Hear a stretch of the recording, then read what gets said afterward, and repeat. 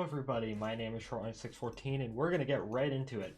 Today, when we last left off with with our self-sustaining ship project with Project Wanderer, we had left Minmus and we were heading off to Duna.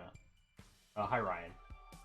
And today we're gonna hopefully try and land on Duna, and my objective for the stream... Yeah, the Shortline Space Program save, I still have that installed. But the objective for today's stream is more or less, I want to try and get to the face on Duna. That's where I want to go. So much shit, oh my gosh. Here we go, orbiting the sun. Here's our craft. So yeah, that's my main objective for today. I do have a bit of a headache, so I don't know how long I'm gonna go. Although, I keep saying that recently, like, oh yeah, I'm not going to go for long recently. I'm going for, like, longer than I expected. Hopefully the audio's alright. I actually went back to doing the Everyday Astronaut music, mostly because I kind of got tired of the same synthwave playlist over and over again. So, I think last we left off, we had left the Kerbal system, we were on our way to Minmus, and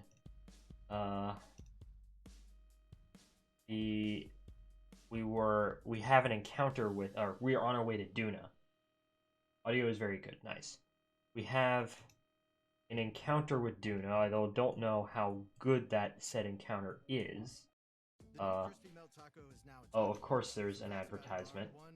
I don't want to advertise Taco Bell on my stream, I'm sorry. So here we are. We have an encounter with Duna, which is absolutely excellent. And I think what we need to do is we need to, when we get close, we need to make a course correction to get us into a low Duna orbit. If you're searching for the right look. No, I'm not. That's the one issue with using Spotify, which is you want a break from the ads? Like, well, yeah, but I don't want to pay you money. So yeah, we're just gonna have to go silent for now while I slowly wait for this to come by. And I'm about to write about the M&A. What's the M&A? I forget now. Merger and acquisition. Oh, we can get an Ike encounter. That's kind of convenient, although Mississippi and Alabama. I forgot the fictional. Yeah, that. Okay. Put the music back on. Now that the ad has been skipped. So I kind of don't want an Ike encounter, to be honest. That will cause me to crash into Duna. I don't want that either. Okay. Huh.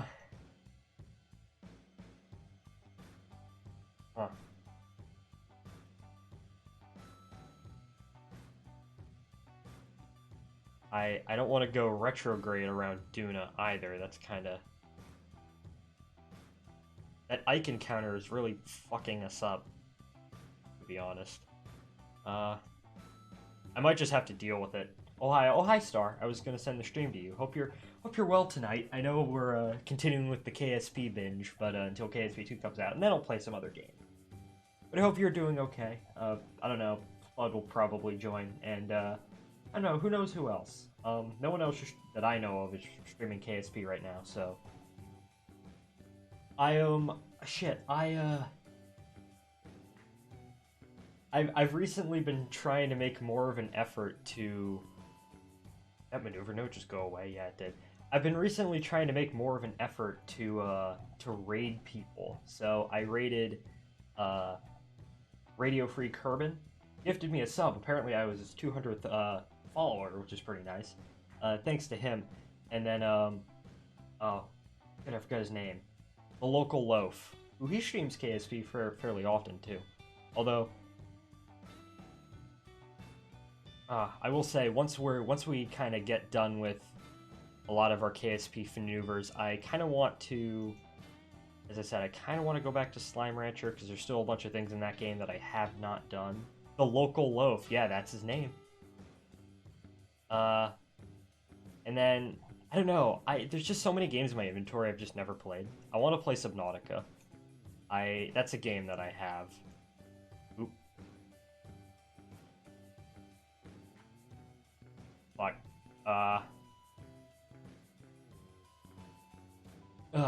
Okay. Hold up. I'm not gonna say anything for a minute while I try and get this maneuver node. Elite Dangerous? I have Elite Dangerous. Me and my friends played Elite Dangerous a decent amount back in middle school? Yeah. Like Elite Dangerous, Space Engineers, that was another game. I have all that. Actually, another game that I kind of want to... I've been wanting to get for a long time, and it recently went on sale, but now I actually have the money to buy it, fuck. Why am I forgetting the name? Satisfactory. Yeah, that's a game. Mostly because I have multiple people telling me to play Satisfactory, and it's like, oh yeah, I should probably do it. Can we do this maneuver out some more? I kind of want to save as much fuel as I can. But yeah, I have Elite Dangerous. I haven't played it in like 8 years, but since, you know, 9th grade. Or 8th grade. I can actually check right now, but let me get this done. We had something, but just that stupid Ike encounter. I have Elite Dangerous 2 multiplayer stream. How long ago did you play Elite Dangerous? Because we might have been, you know, around the same time where we just since what am I trying to say? We might be similar in terms of like we haven't played Elite Dangerous in like 10 trillion years or something. So it would be fun to watch us bumble around in that. I always say I always need more multiplayer games. EVA Avenger era, so yeah, middle school for me too. Okay.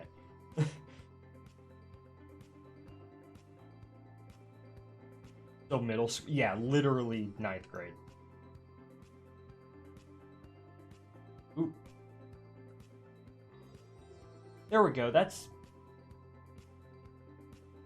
A friend of Discord streams of a certain game has been making me want to play it and stream it myself. You can DM me what that is, Star, if you don't want to talk in code, but it's fine. If you don't want to mention. Friend, hold up. Oh shit. Okay, so normally what I do is I record these streams off on the side as well, but I actually need to free up space on my hard drive, so this isn't going to be a recording, it's just going to be a stream. You know what, that's good enough. We can always adjust ascending / descending. Add alarm. I've been on a binge of this. Like, oh yeah, this morning I was playing this game, and now I'm playing this game now. I don't know. Maybe it's I think I've realized that because 2 is coming out, it's like, oh yeah, I should do all these things in 1 before the second one comes out. Kind of like Slime Rancher 2 as well. Although there's not a whole lot. There's like 10 hours of content in Slime Rancher. There's so much more than 1 that I still have not done. You know.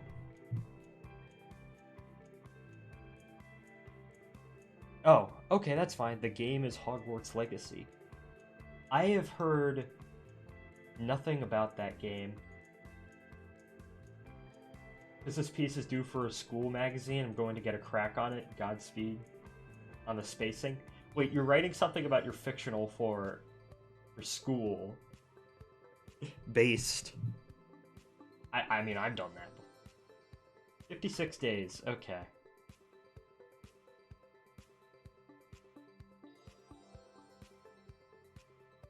I assumed you know the current circuit. Oh yeah, I certainly know. I know the certain circumstances surrounding that game. Although I don't really have any interest in it, but I know about it. Don't want to get too much into that here. If you don't mind.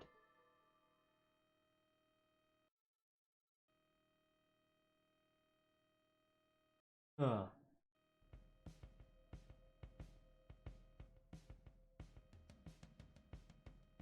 Just a nice calm stream, and then after this I'll go back to...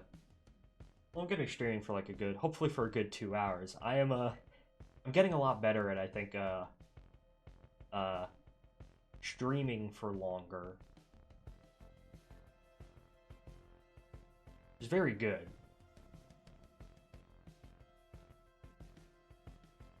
Delete on close. Okay.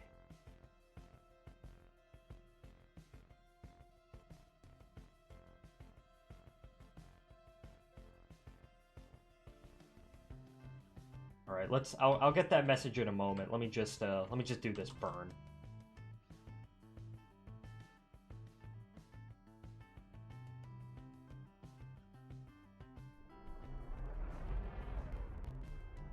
What the fuck? What?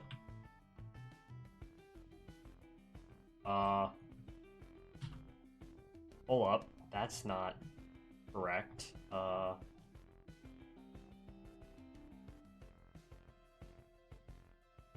Wait, is my... I'll get to your messages in a moment. Hold up, I'm not... Is that going up?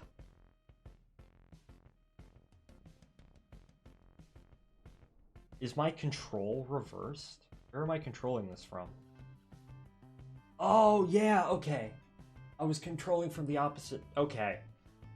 I wasn't controlling from the right part of the craft. Okay, let me read this off while this craft painfully turns. Yeah, of course, I want to stream if I do get it. The only times I play games is when I'm streaming after all, but it's still risky. Maybe I'll just wait a long while and finish up the other games I had lined up. You can pick up a guy and launch him at another guy, or smack him on the ground a few times. I'm a sucker that any game that does that, I must do at least moderate damage. Yeah, oh well. The last stream you did, yeah, that was kinda... Although in that one you were being stabbed to death by an insane woman, but...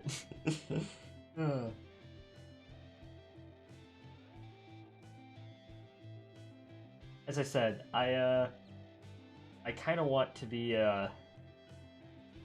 Okay, so there's like multiple games that I want to play, right? Once everything in terms of KSP kind of clears up and I can kind of put KSP more on the back burner, to be honest. You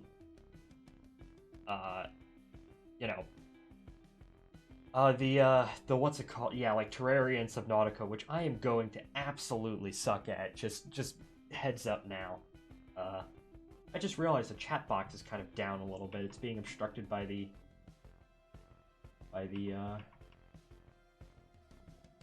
music credit. Of course, Everyday Astronaut wants you to put a little thing on his screen if he uses music, which I'm perfectly great. Tim Dodd is a great, excellent guy. Hopefully he's going to be flying around the moon in, I don't know, a decade or so. I'm not proud of that last stream. Definitely one of my worst streams. I can see why you think that. If I'm going to be honest, at one point I just kind of tuned out. It's like, oh well. You take what you learn and you try and improve. Your projects begin here. Want a break from the ads? Like, no, shut up. Yeah, that's the one thing that, as I said, I don't particularly like about great music and all, but like the fact that it's on Spotify is kind of iffy because Zim ringtone. Hi Spud. I'm currently getting a Minmus encounter, or Minmus, a Duna. Sure, close enough. Okay.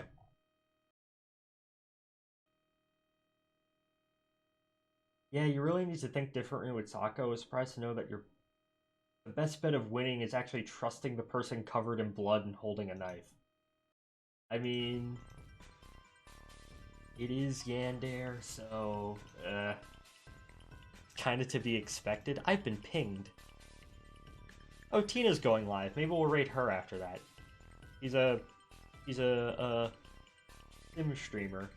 Is this the craft launched near the end of the last stream? Yeah, it's, we're headed off to Duna now.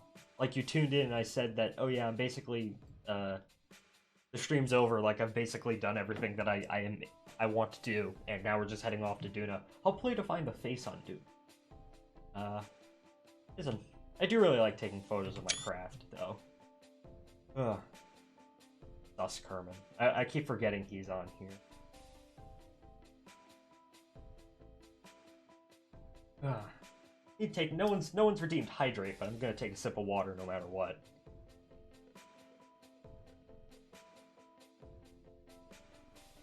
Yeah, my day's mostly just been doing laundry and doing homework, and tomorrow I have my photography class and also Model Rarity Club. I'll probably just... Okay. We are headed off to Duna now. We have an encounter. I'm gonna quick save, and I'm just gonna warp to, warp here.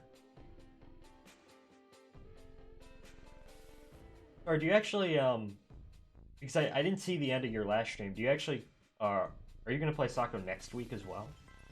Or are you gonna, like, I know you want to go back to Control, but, oh well. Alright, time to just warp off to, Duna. Beware of the worms. You know. The Duna foxes, as, my offline screen shows. Get those endings eventually. Alright. I don't know, because I remember when you first played that back in November, or like before Sonic Frontiers, which feels like 8,000 years ago. I was like, oh yeah, I don't really want to watch this, it's kind of not really comfortable with that kind of game. And then morbid curiosity got a hold of me, and now I'm just watching it. Oh well. And I'm confident trusting her won't do anything in that mode. I have no idea how to do it. Okay. I'll have to refresh myself on what it is. I kind of forget. Ooh, look at the clouds. Okay. What are you saying, Spud, about SLS? It's very weird to look at the renders of SLS Block 1B. It looks freakishly tall because you're so used to the bullshit temporary ICPS. Even though Block 1B2 is really the standard version of it after a stopgap.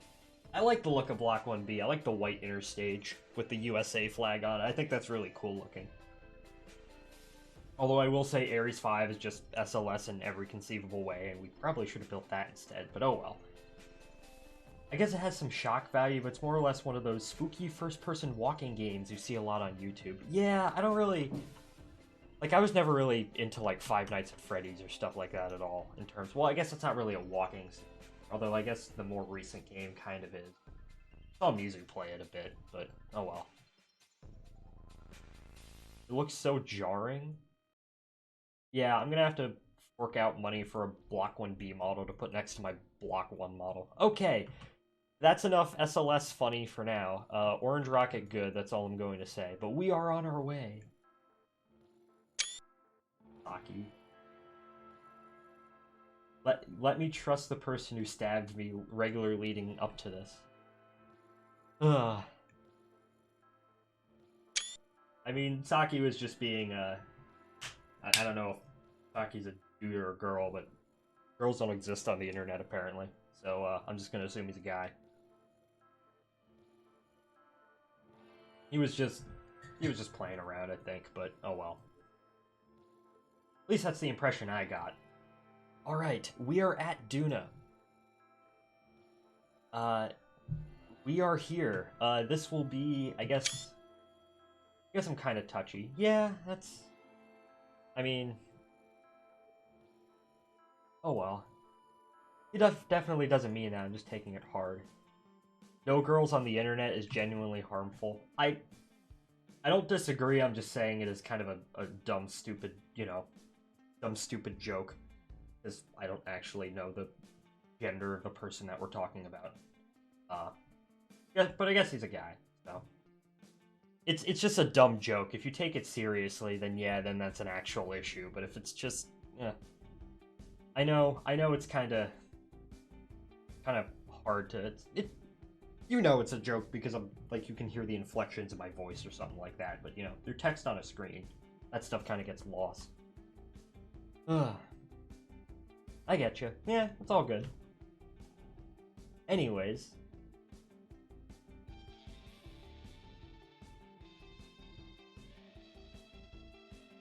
I once saw it explained, but it didn't really connect well with the phrase's wording, so I don't know if it was intended.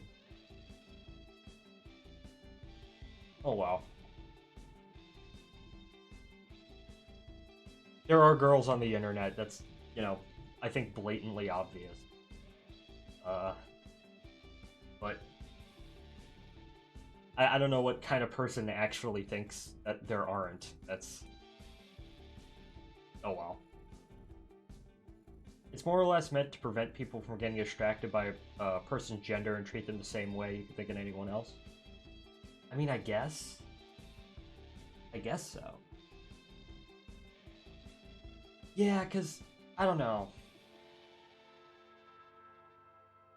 I see where you're coming from, but I don't know. I never, at least that's the explanation I saw. Okay. It kind of makes sense. I don't really, I don't really know. I'm not the best socially online. Holy shit, that's a lot of nerves. I think it's like 27 Nerva engines or something ridiculous like that. Child Time of Herndon is opening soon. Oh yay. Personalized programs for More each ads. Want a break from the ads? I might actually just switch back to just my standard playlist because I kind of forgot how many stupid ads there were. If any of you two have like anyone watching has any like royalty-free playlists of music that they like, feel free to send them to me. I'll probably play them.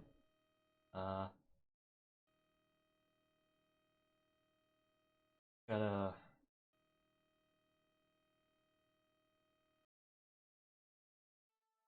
Starship N will be real in 10 seconds.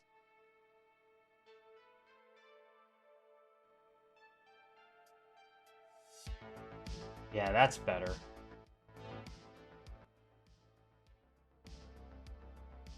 Okay. We are slowly, oh, I don't want to open that.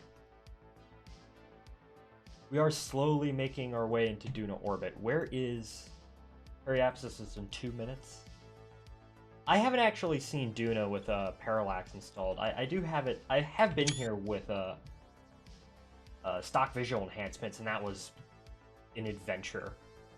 I will say that most of my interplanetary missions have required rescue of some sort, and I hope that's not the case with this. Although this ship can refuel itself, so hopefully we don't have to deal with that. This is all fueled up, so we should be able to, Did you get Parallax fixed? I don't actually know. I didn't touch my mod install at all, so I have no idea. Although when I went to different parts of Minmus, the Parallax seemed a lot less broken. Be right back. Take your time. If anyone needs to bow out for any reason, that's perfectly fine. You don't have to, like, tell me or something. You don't have to watch. You can stop watching at any time. I just appreciate you show up and you just say hi. That's all good.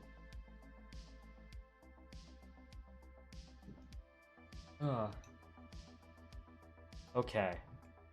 We're gonna start our burn to break us into a Duna orbit.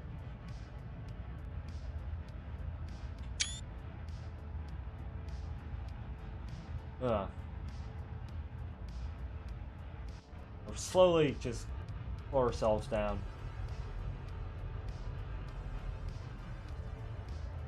I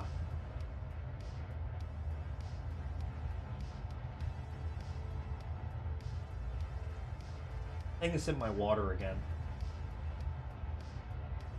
As I said, the main goal for today is I want to find the face on Duna. I have Kerbal maps open, so I do know where it is. I think it's roughly, I think it's in that crater over there. That kind of channel.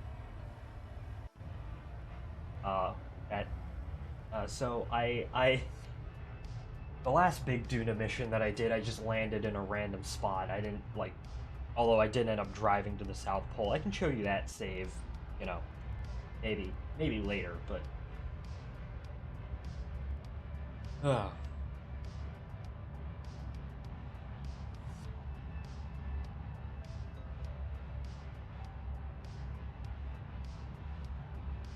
Oh, I can turn that off. I can shift the chat box down again. There we go. We do.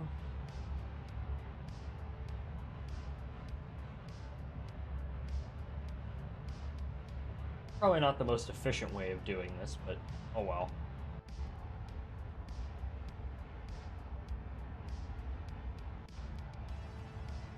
Some artwork I commissioned came in today.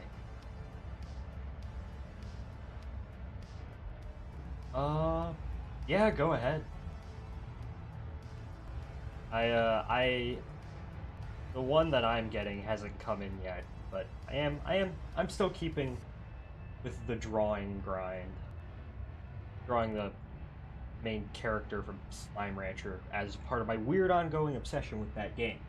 But my friend Sand, who I play TF2 with, it's his birthday coming up in about a month, and I told him that I would draw him his something dropped upstairs. I told him that I'd draw his character, which is a kind of a character's like, it's basically just him in like a post-apocalyptic sort of thing, like outfit, and you know, which that was actually the first drawings I ever did for someone else was of that, but that was like 2 years ago. Sorry I'm typing so much, I'm in a naturally wordy mood. That's perfectly fine. I honestly prefer people to chat over just staying completely silent the whole time. I like when people chat. It actually gives me something to like do. Because when you're just sitting silently, when no one's in the stream, you just kind of have to make up random shit to talk about. And when people chat, you don't have to do that. It makes streaming a whole lot easier. All right, we're getting into our orbit now. We're almost there into our Duna orbit. Of course, we're gonna have to adjust this. Let me get into this orbit so I'm not on an escape trajectory, and then I'll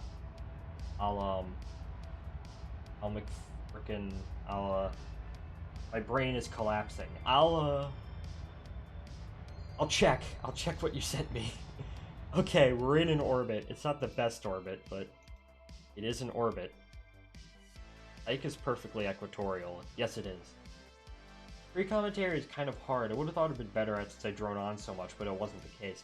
I have an internal monologue. Like, I'm always talking to myself in my head, and also talking to myself not in my head.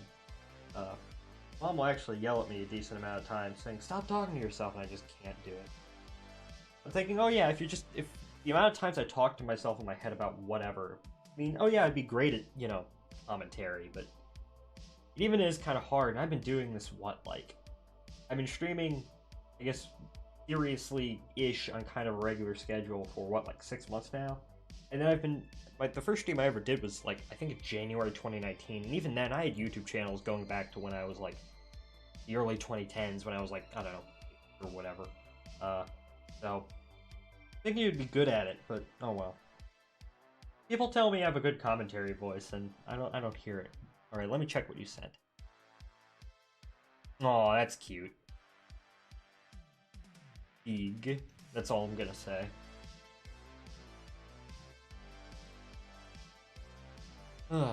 Alright. Although all my money right now is mostly going towards either stuff for family, or either going towards savings or my current Model Rare project, which I just bought the decals for that today off of eBay for $5. I need to stop by Harbor Freight and actually get an airbrush, but you've seen those, yeah. Where I'll wake up in the morning, I'll check my subscription, it'll be like, oh yeah, you streamed at 3 a.m.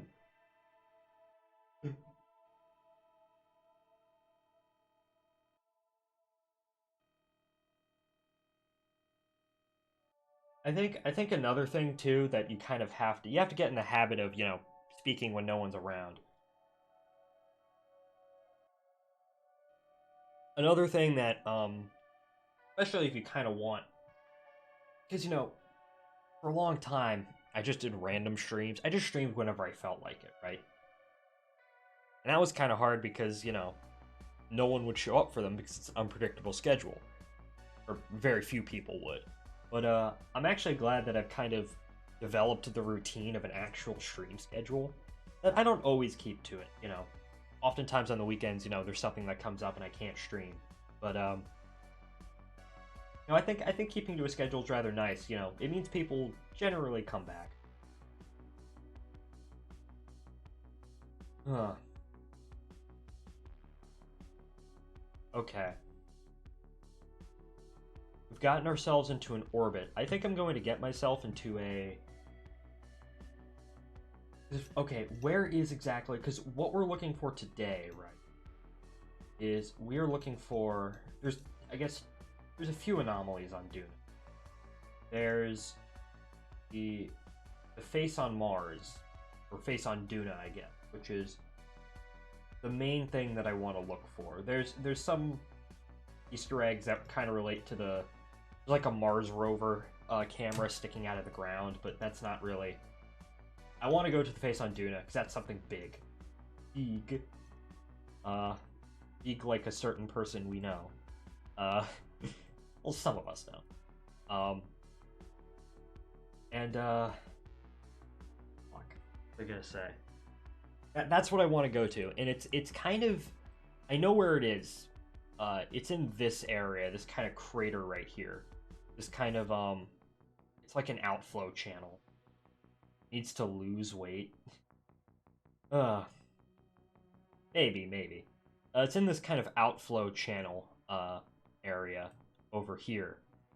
That might be an interesting canyon to drive through. I might actually, I don't know. Depends on how much, because we're kind of running short on time. I only have 2 weeks. So if I had like a month, or like 2 months, I would land somewhere over here and then we drive through this canyon. That slime is in here. I don't think all that interested in my streams, but oh well. I don't know. I'm not gonna...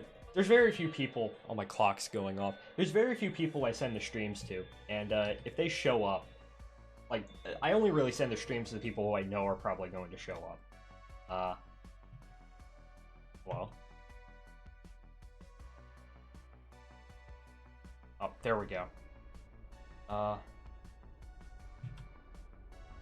Why can't I... Well, that's increasing my inclination. Wait a second.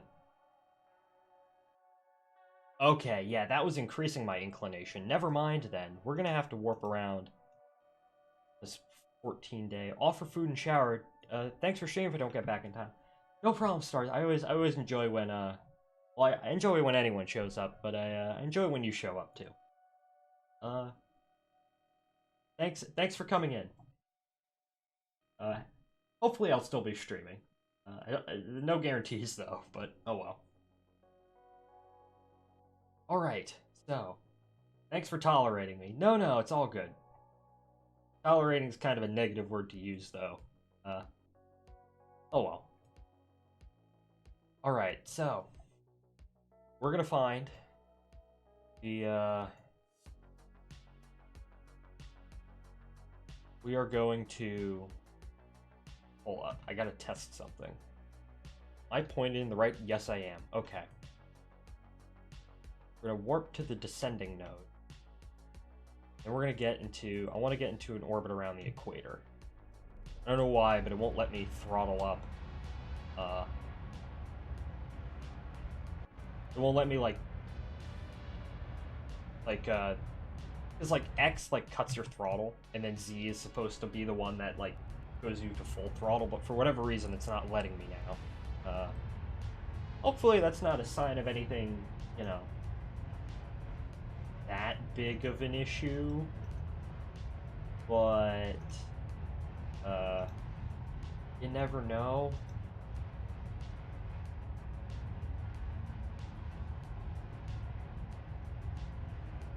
Yeah, we're gonna get into, I think I want to get into, I'll put myself in a, I don't know, let's just say 100, we are going into a relatively high inclination. So I think I kind of want to put myself into a higher orbit. So let's just say 200 by 200. We'll put myself into a 200 by 200 kilometer circular orbit around Duna. And then we'll go land, and we'll land, and we will go find the face on Duna. I also gotta check something, which is a KSP Delta V map.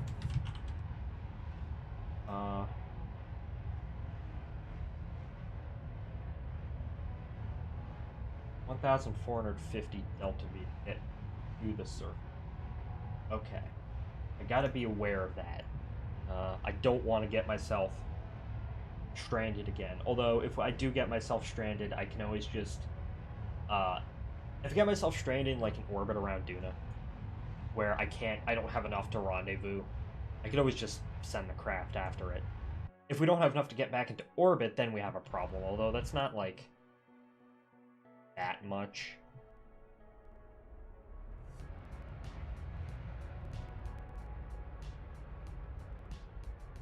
Up. Okay. That's not exact either, but we still have 1.3 degrees of inclination, which is fine. We can adjust that easily, right? Seems in that. Okay, sorry, I'm checking. I always have to, like, I have this compulsive need to just check Discord. Someone wants me to pin Biden blast in memes chat of my server. In that. Okay, there we go.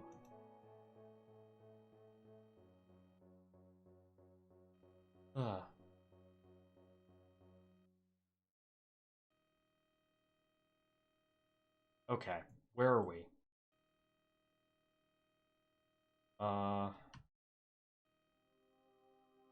Biden blast. Joe Biden.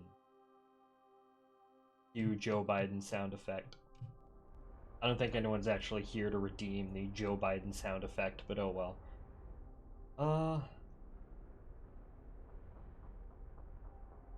Joe Biden. I don't know. Okay.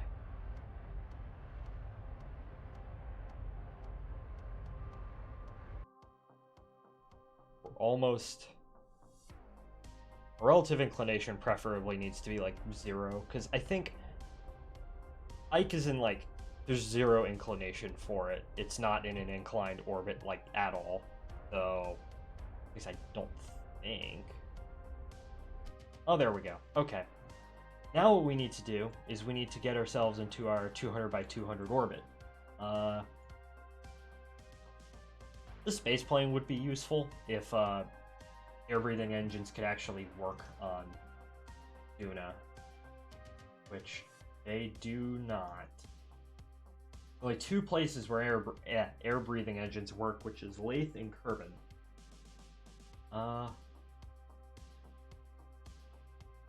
Okay.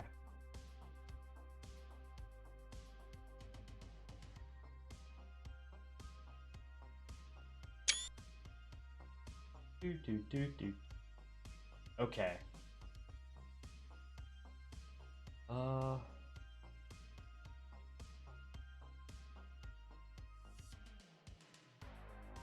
just slowly turning the craft. So, in kind of my off time, I guess you could say it off time when I'm not streaming and I get the itch to play this game, I've been doing a Dres mission. And my Dres mission is it's like an old school ASP style interplanetary mission. You take the smallest, the Mark 1 cockpit, the frickin' Mercury capsule.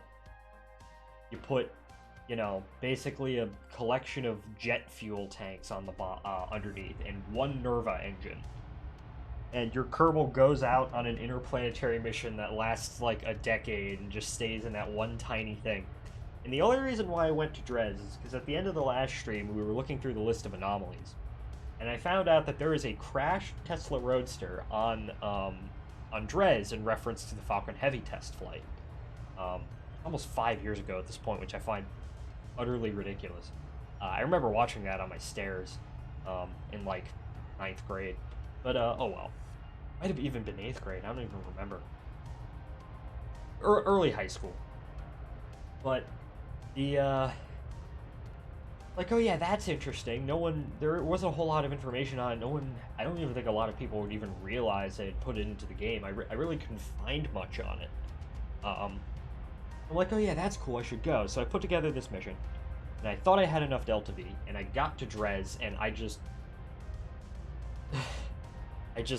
couldn't, right? I couldn't take off. I could get into a Dres orbit, but I just had nowhere enough to get back to Kerbin. I'm like, oh shit. I did end up finding the crashed Tesla Roadster, though. I can show you it. But getting to Dres was a nightmare, because Dres is, like, way out there in this just annoyingly inclined orbit. So I ended up stranding a Kerbal there, and then I sent a rescue mission, which was just the same craft, except with the two-person pod and just more fuel tanks out there. The burn, maybe I wasn't doing this right, but the burns out there were so painfully fucking slow. You know, you go there because of the haha funny canyon, and I guess also the crashed Tesla Roadster, but like, it's just a pain to get to, and it's going to be equal pain to get back, right? It's just, going to Dres is just, I'd recommend going to Dres exactly once. Put together a mission, go to Dres, find the crashed Tesla Roadster, fly through the canyon, and that's all you need to do at Dres, and then never go there again, because it's just not worth it. You go there, and for something that's just slightly smaller than the Mun, it's, yeah, it just ain't worth it. One thing that I should add, right, is I should add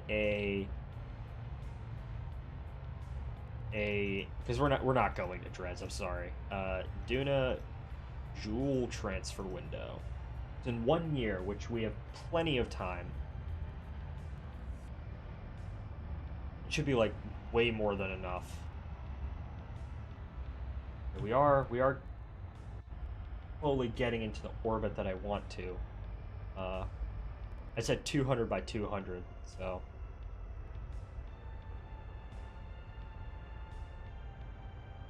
I've been pinged. Oh no.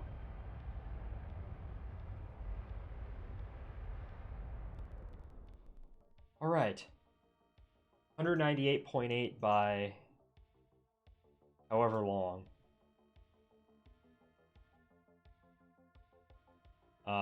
Okay, that's good. That should work. Okay. Now let's just warp up to this. Duna is very pretty. I think Duna is probably my favorite place in the game. It's just a really nice, really fun place to go to. I mean, it's Mars. How can you not like Mars? You know, it's the thing that we're slowly building up to actually go to, and that's gonna be fun. But oh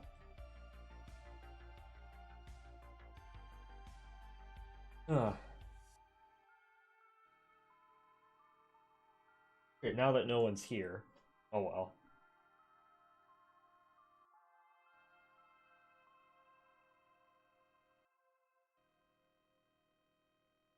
Take another sip of my water. If this is gonna go how all my previous streams go, what if I just add a more flashy title? That could be entirely. Finding the face on Duna.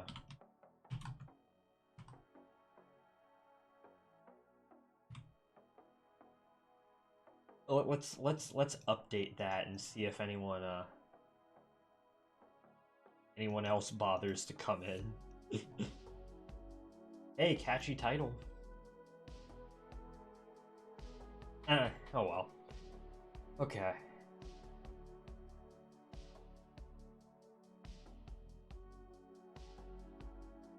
Yeah, we're gonna light up our engines.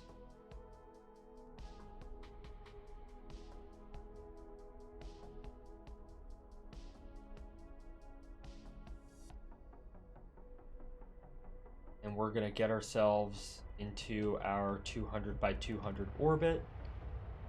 And then we're gonna take the lander down. The lander's full of fuel, which is very nice. And of course, over this week, I'm gonna be doing. I'll head out to Dres, and oh yeah, I forgot about Dres. There's a magic boulder on Dres, which I might actually. I don't know. We'll see how long it takes for us to find this, and then we might be able to. Depending on how I'm feeling.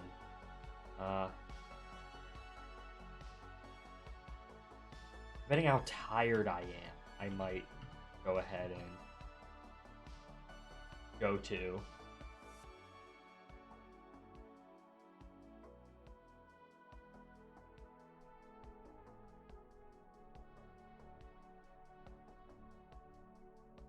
$201 by 99, that's close enough. Okay, we are in a Duna orbit, which is absolutely excellent. We're gonna quick save, right?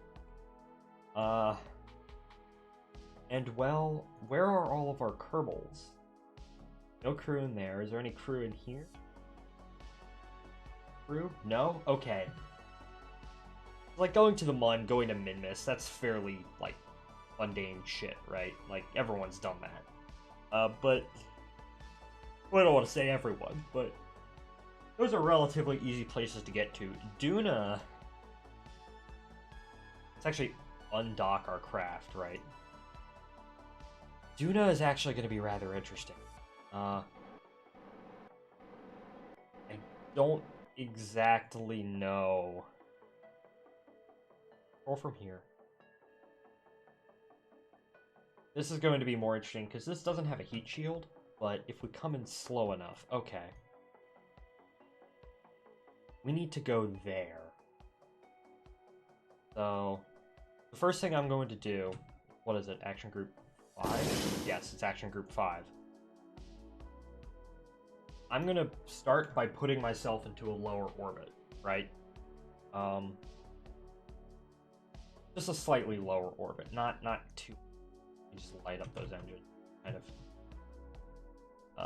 of kick myself away from our mothership, from our main craft. We're gonna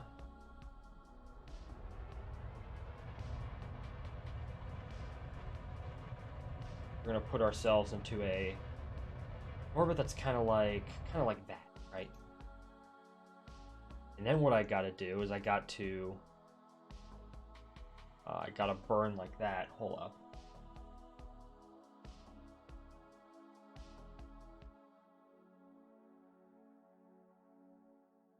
So the margins on this might be rather small.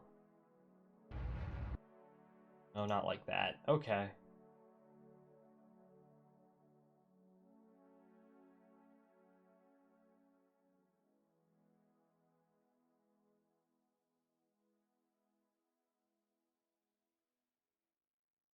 Now I'm kind of worried, because I did baseline this for Duna, but I'm kind of worried, like, oh yeah, what happens if we can't actually get back? Oh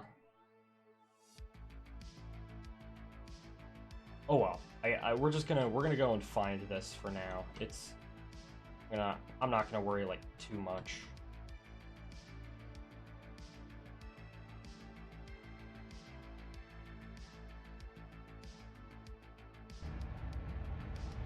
Gotta burn up.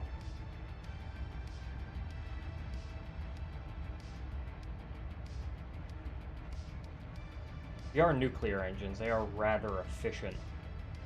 So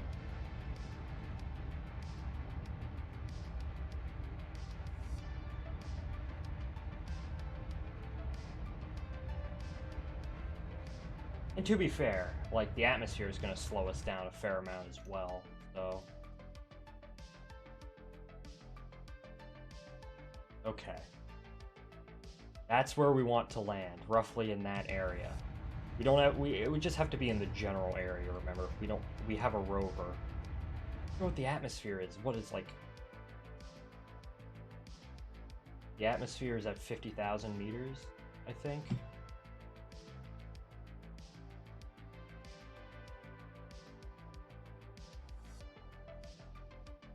Okay. I might have overdone this. Okay, hold on. If I just start burning now... kind of come down into the atmosphere. Like I said, I am going to quick save.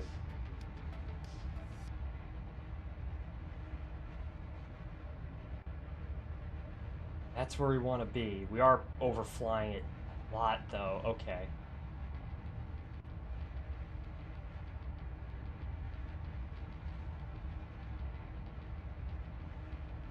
Just need to cancel out all of that velocity.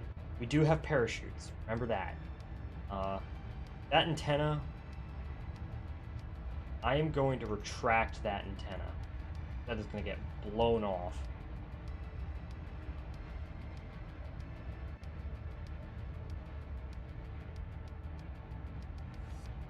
Yeah, we might have...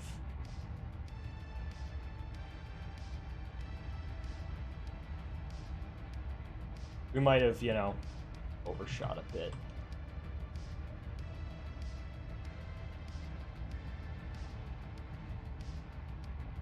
Go through, you know, our 7 minutes of terror moment.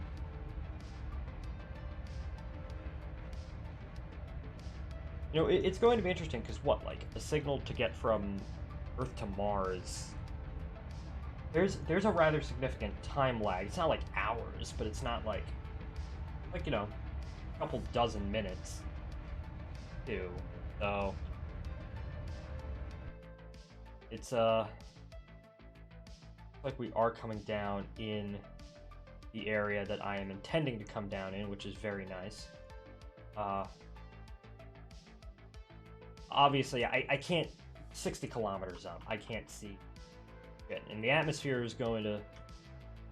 The atmosphere is what I'm kind of worried about. I don't want to... Duna has a... Duna's atmosphere is like... It's thin enough to... not thick, it's... thick enough to, like, heat you up, but it's thin enough to not really slow you down all that much. So, I think it was, you know, probably, in retrospect, I probably should have put drogue chutes on this. Oh well.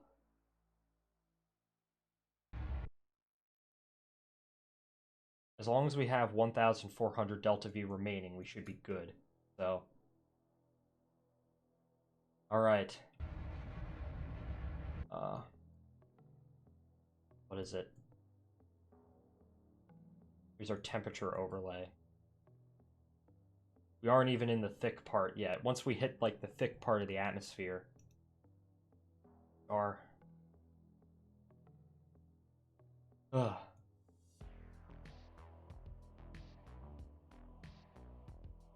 Okay. Oh, the communicatron was broke off. Oh, why are we, oh shit, why are we turning, the atmosphere is taking hold, shit. Fuck. Let's just hope we can slow down enough in time.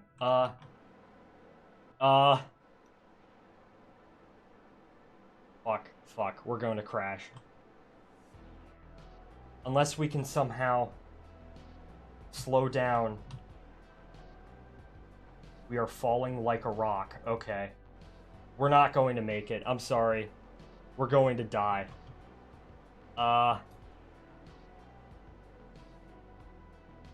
We are going to die. Yup. Okay.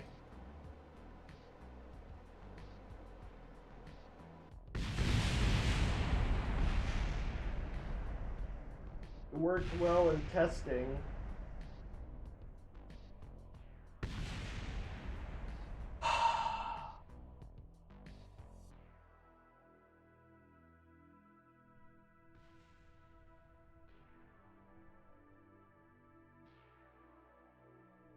Okay, well, fuck.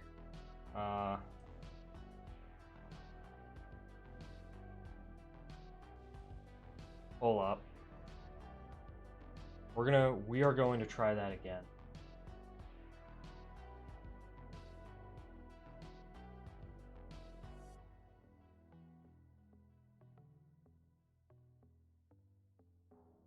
I am going to land this thing. Why are the engines on? Oh yeah. That's why.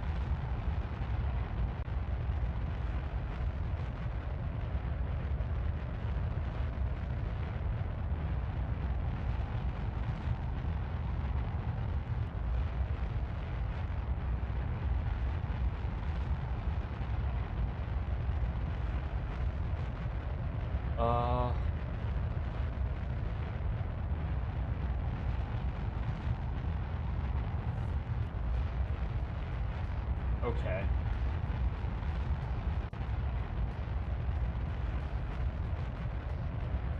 Okay, so I think the trick is we need to slow down to the point where the parachutes can open before the,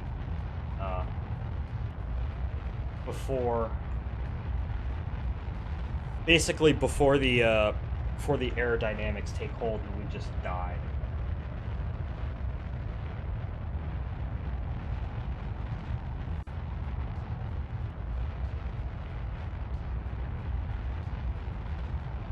We can't land this thing. I'm just gonna be so demoralized. Like, you don't even know.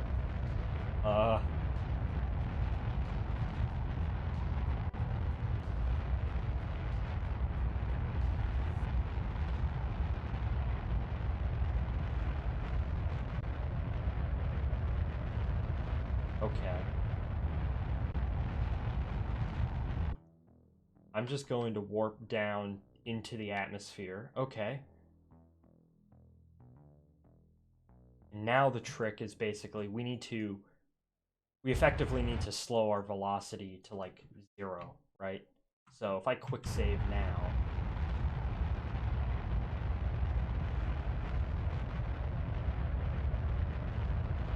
I just need to cut out all of my velocity, or as much as possible, right? Before we, because if I can deploy the parachutes easily enough, then the parachute's drag will take hold, and then we don't have to worry about... I probably should have done more testing. I did this around the moon, and I'm like, okay.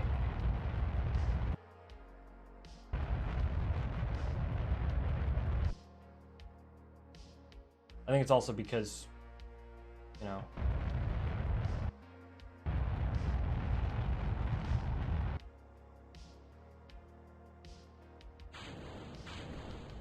I don't think they'll open. They're at the minimum pressure.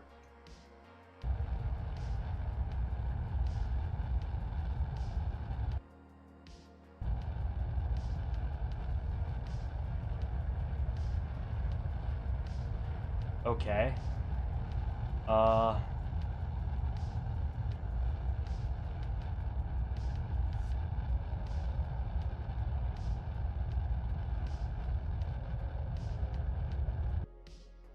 Okay, I'm just going to... The parachutes, they will automatically deploy, right? You know. Slow down a bit more.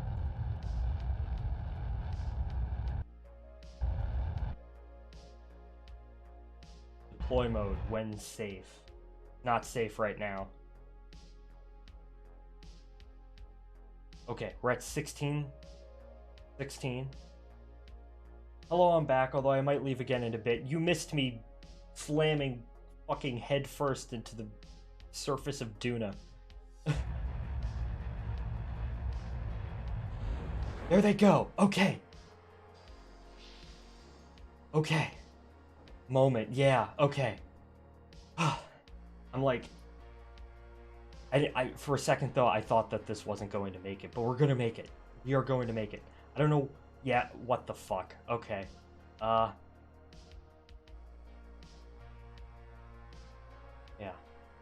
I don't know why, for whatever reason. These things will deploy at 5,000 and we'll be good.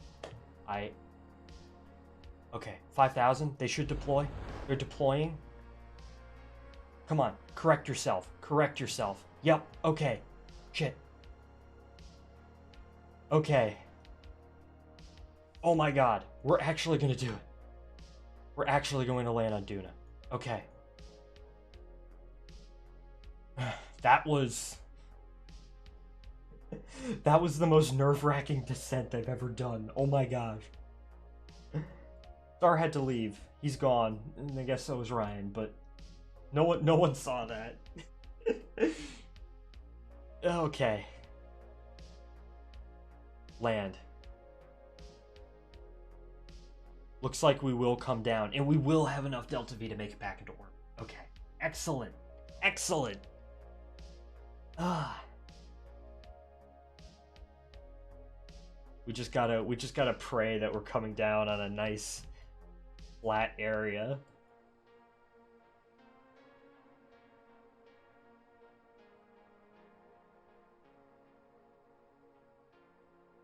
It looks like it too. And we are in the area. We are in the proper area. Okay. We're so close. I'll take a picture. If I am correct, the face on Duna should be in the middle of this... In the middle of this area. Okay.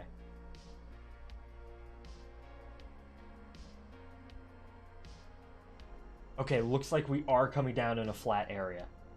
Oh, Duna, how I've missed you. Like, oh, I love this place. Oh, what the fuck? Hello? Is the stream still here?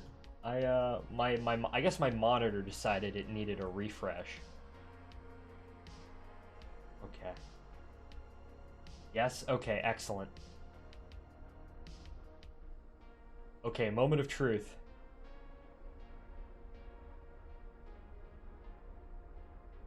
Moment of truth. Okay, we are coming down. Oh, be very, very careful.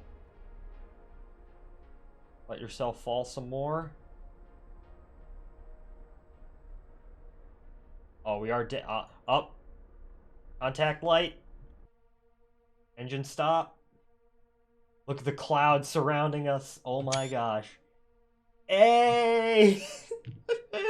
We did it! Oh my gosh. I need a sip of my water. Damn, man. Spud, you missed it, right? I didn't slow down enough. I thought I could just slow down in the area, and then we did it, Reddit. Yeah, exactly. I thought I could slow down quick enough. Like I thought, you know, once I had targeted my landing zone, I didn't need to slow down. The parachutes would take over, right? But once I got into like deep into the atmosphere, what ended up happening, and you almost saw it, you saw it happen there too. The ship flipped out of control, right? It flipped and landed. It flipped upside down. I couldn't correct it, and I didn't have my parachutes. The only reason why we made it this time is because I set my parachutes to deploy as soon as they could, and that's what caused us to go upright instead of slamming nose first into the face of Duna. I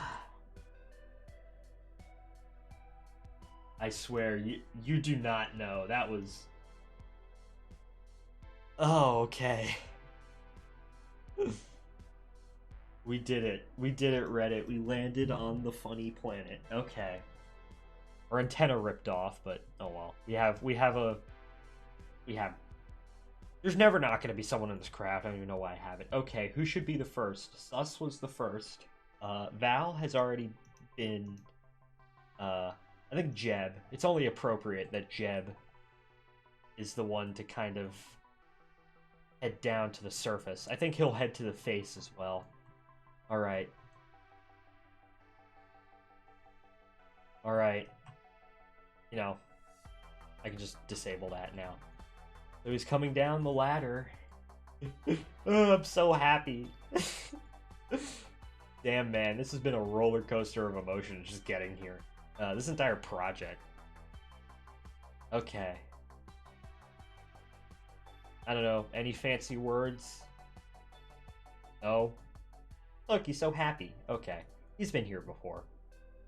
Ugh. Alright. Dude, you need to shave, I'm sorry. But oh well. We'll plant the flag. I don't even know what flag this is. Project Wanderer flag 7?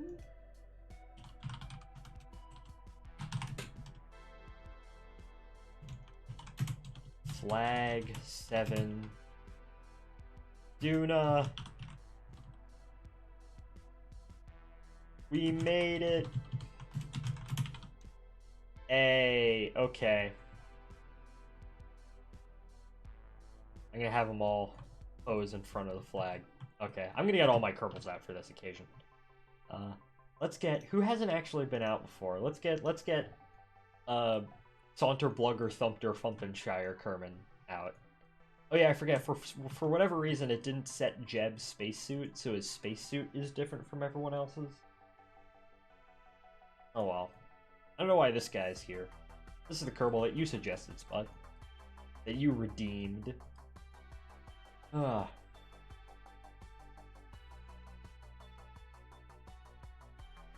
Okay.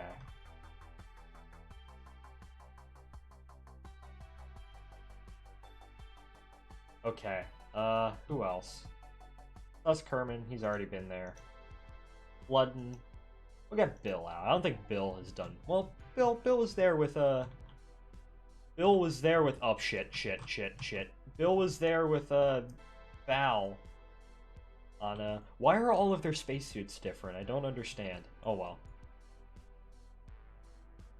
well. Bill was there with Val, when we went to... Landed 20,000 times on Minmus. Get Bob out.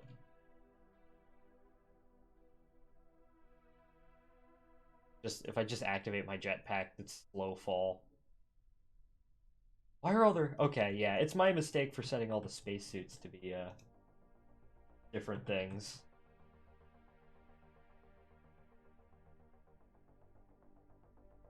Let me turn the music up a little bit, too. Oop, that's my keyboard. Hey. Alright, Ludden.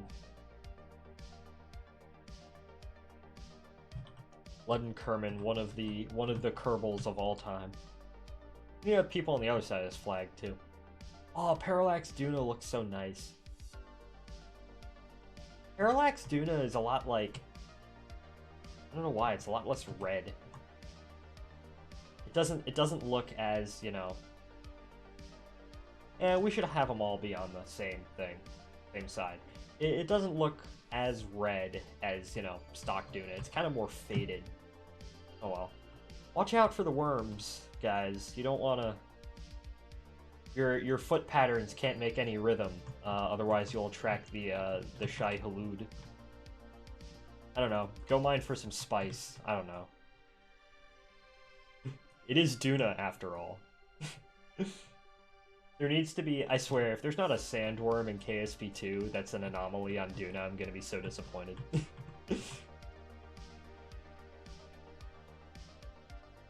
Oh my gosh, a text wall. Don't worry, Spud, I'll get that. Other than the funny Dune references, I'll get that in a second. Ow. Where's the frickin' ship? The last one out is Sus. I don't know. Maybe Sus works for the Harkonnens, who knows? Maybe that's why he's Sus. This is brought to you by Dr. U. Okay.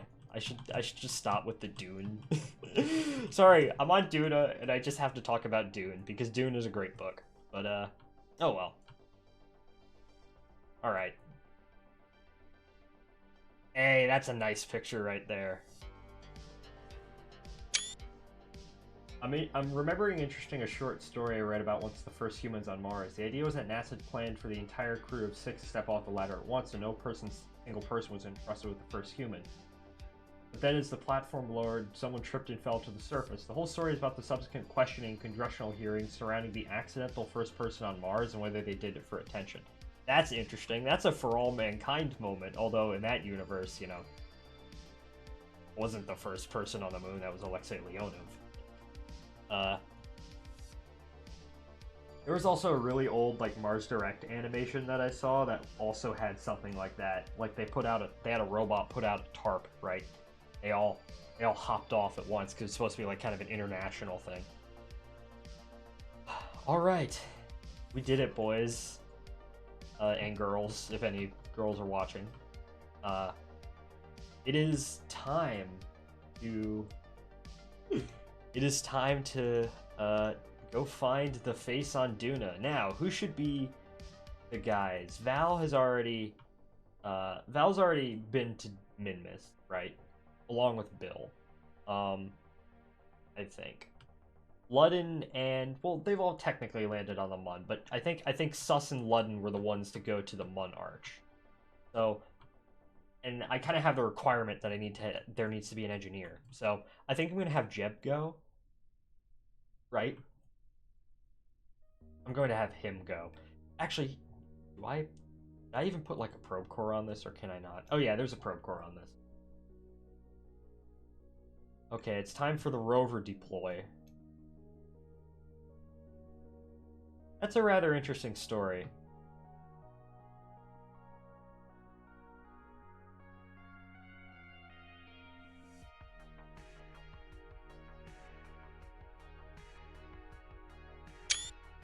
All right, time to deploy the rover.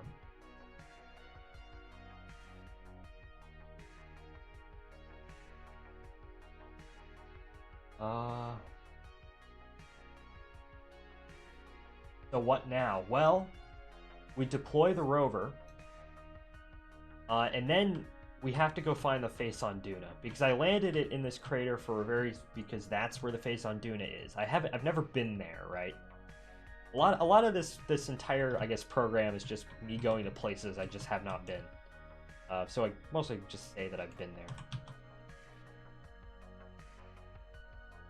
So we'll get Jeb out in the rover, and then him and I guess, I don't know who we'll send out.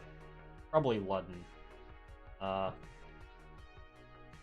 Or Bill. Ludden's seen an anomaly. Bill hasn't. We'll go ahead and basically try and find the face on Duna. I know vaguely where it is. I know it's vaguely in this region. This like giant outflow channel. And that's why we brought a rover like this, so I can actually go to these places. I don't have to like hyper target my landing site. Okay.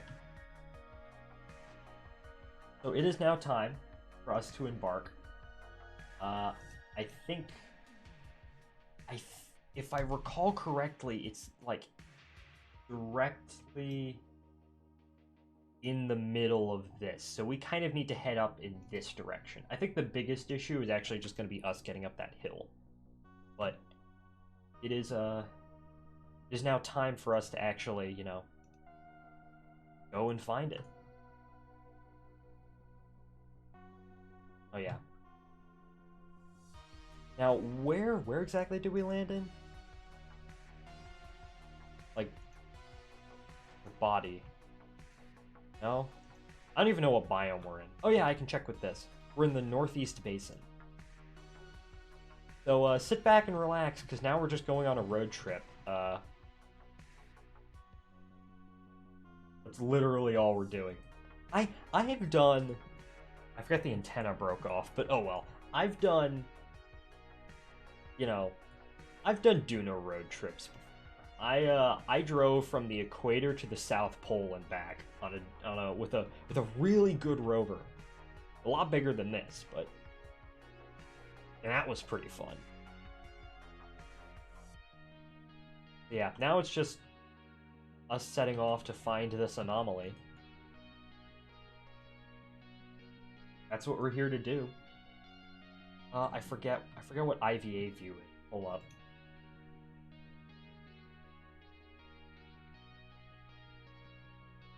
ASP IVA view.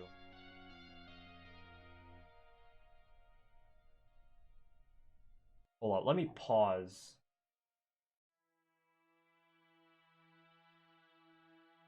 ASP IVA view button. I totally forget what the button is for IVA view, even though I've like 10,000, like 1,000 hours in this game.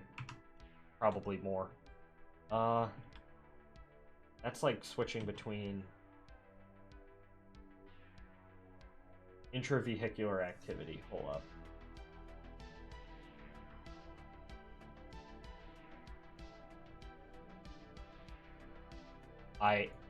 Hold up.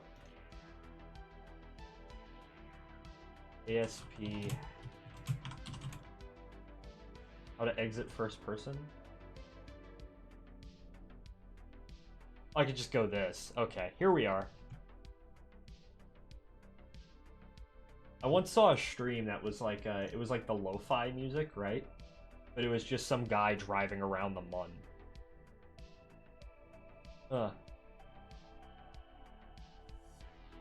This is neat. I like this.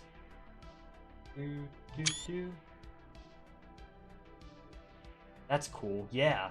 I forget how you exit this. Okay, it's brackets. Okay, that's how you exit.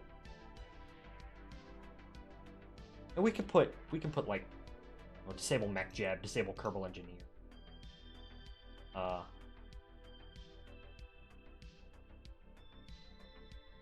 Just like drag the flight engineer up there.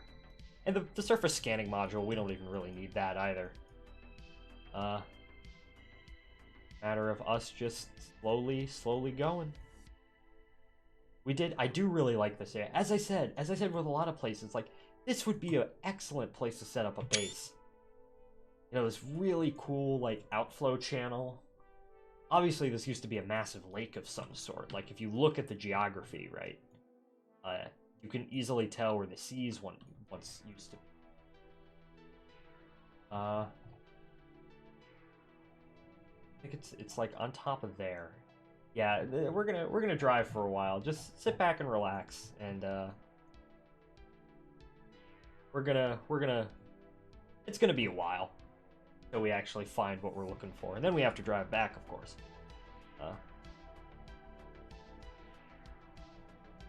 In an ideal world, the Super Bowl wouldn't have been yesterday, and I would have actually done this yesterday, and then we would have been finding the Ike boulder. I might just go and find the Ike boulder off stream, and like post a picture in like Discord or something.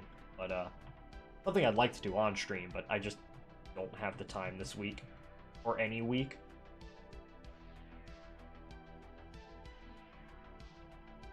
Ugh.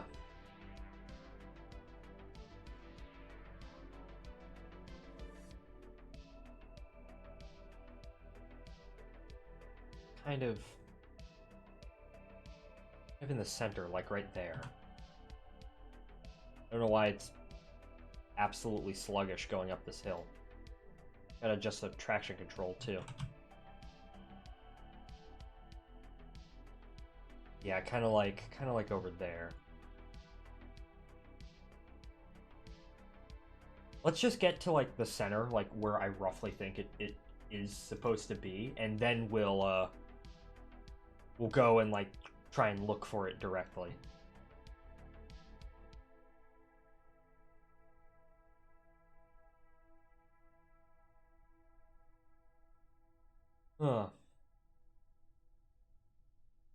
I'm gonna head out. Good night. Night, Spud. Thanks for showing up. As always, I really do appreciate it. And yeah, now it's just time for me to just rove, I guess.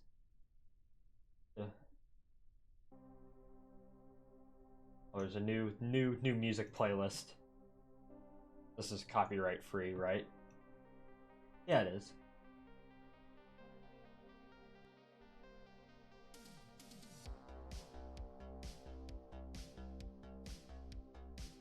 Ugh.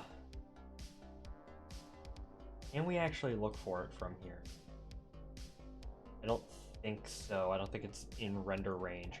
It's like on top of there is where it is. Yeah, let's just focus on getting up this mountain. Ugh.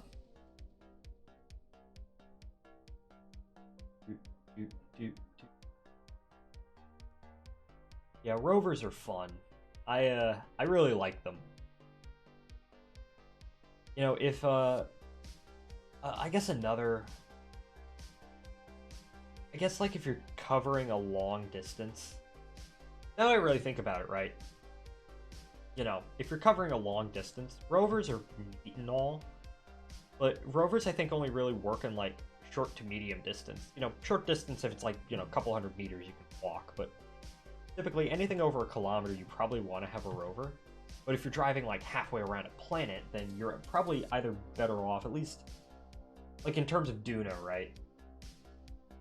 If you want to drive halfway around Duna, you can do that, but what's probably better is like a hopper craft that can hop from one location to the other and refuel, or even like an ion-powered space plane, or plane with a giant wing, you know, that can kind of take advantage of the fact that their Duna actually does have somewhat of an atmosphere to fly around quick. I don't know, Duna flyers is something that I've never done. Maybe I'll do that in KSP2, right? And, you know, I'm not too particularly worried if I don't get everything go everywhere that I want to before KSP2 comes out, because, you know, KSP2 initially is just going to be KSP1, except, you know, a more polished game. You know, it's only when, you know, we start doing things like colonies and whatnot where we're going to be doing a lot of remarkably different things. But it's still going to be in early access, so...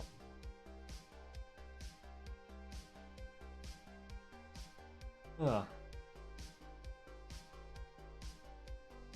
Rocks.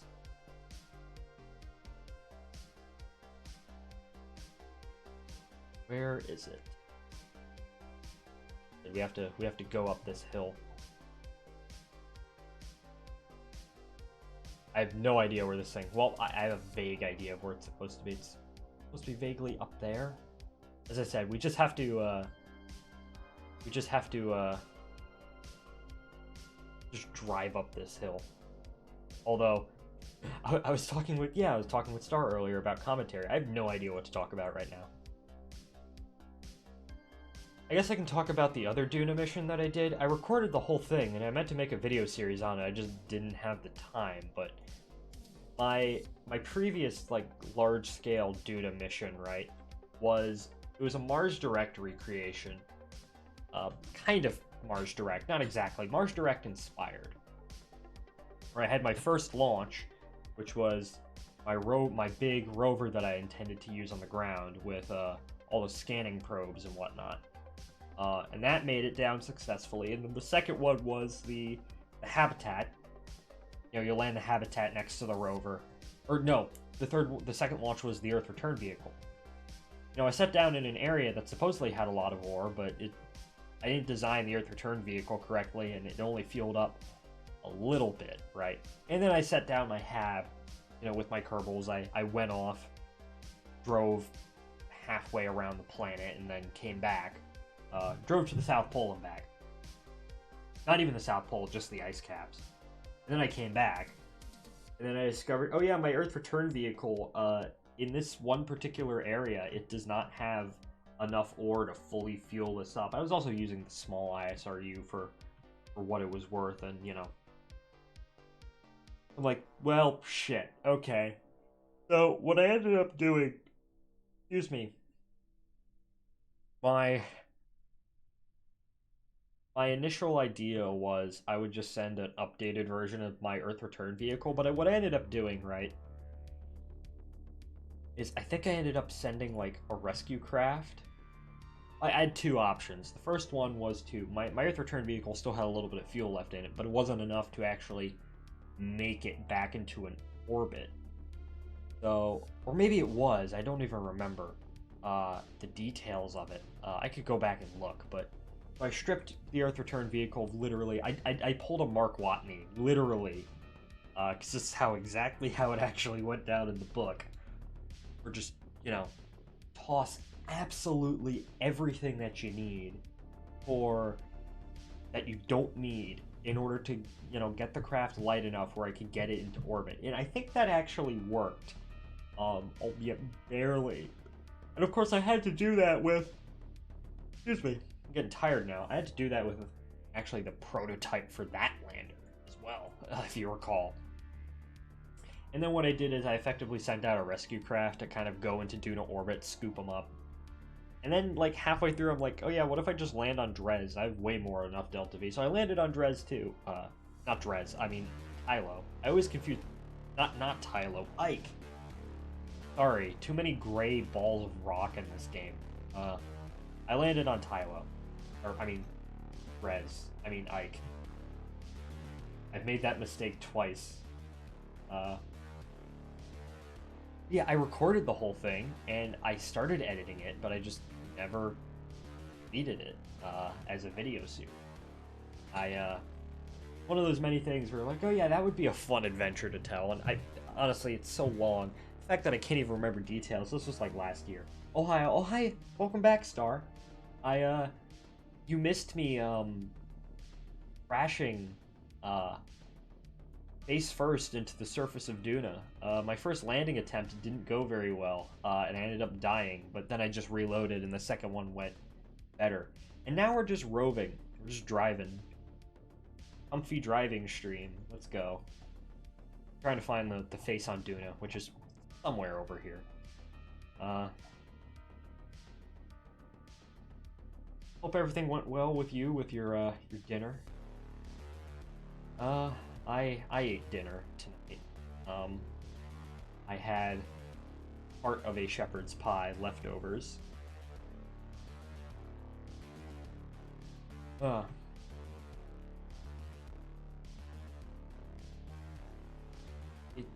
Yeah, okay. I don't know why I keep zooming out. Like, I'm just too anxious to get to this thing. I'm too anxious to actually get to this thing. How's the audio, by the way? The music on my end seems a bit loud, but OBS is telling me it's fine.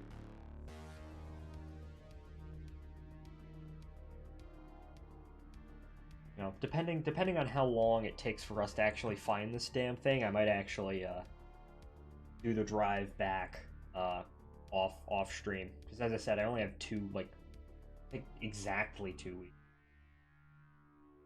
It was loud earlier and then it got quiet. Like, is the music quiet?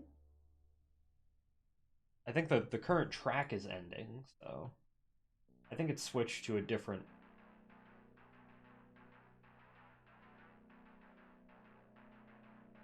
Oh well. So should I turn it up or turn it down? That's kind of what I need to know.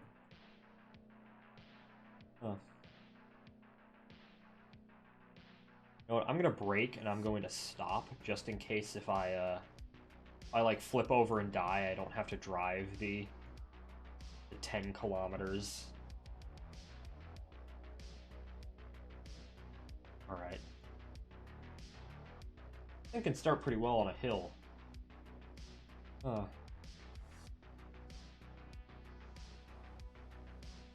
Okay. Should just be able to drive, like, great.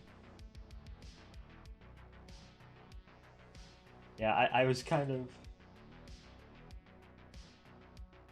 I've heard these songs at least 5 times now. Yeah, I know. Do you have like any other recommendations for like royalty-free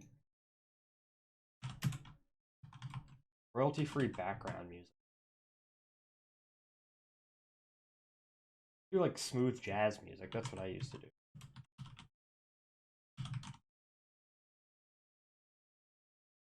No copyright, coffee house jazz. I remember this is what I used to. I unfortunately do not. Yeah. Lo-fi playlist. That's an ad for an Xbox game. It's for a Bethesda game. Yeah, no, I'll pass. Got this lo-fi playlist. I might pin this. I don't know.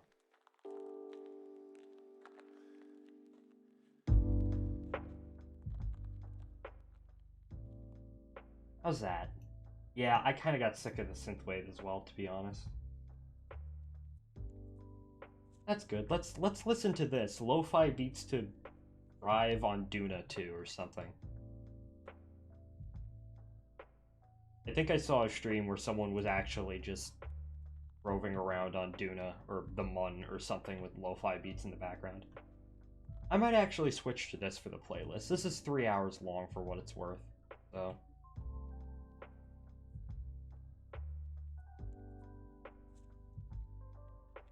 Lo-fi for Ghosts playlist, but I don't know if it's royalty free. I can look at that.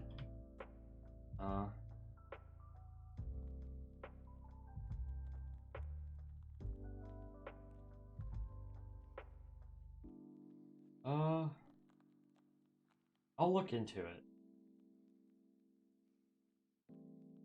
This says it's royalty free, so I'm gonna use this from now on. I'll post, because I was kind of getting sick of it too. Here, I'll actually link that up just in case anyone wants to watch. Okay, maybe I should have been tuning in because now we're heading backwards. Okay. Maybe I should like put like a I should really put all of these in like a playlist and just have like a rotation. I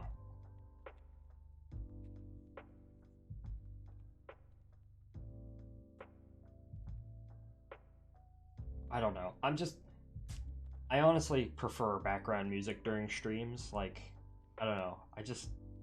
Especially with a game like this where like the sound, like with Slime Rancher, there's obviously music to it, and there's music to this game, but it's like Evan McLeod music because this started as just a random indie game that couldn't make its own music. Hopefully KSP2 will actually have like dedicated music to it, but I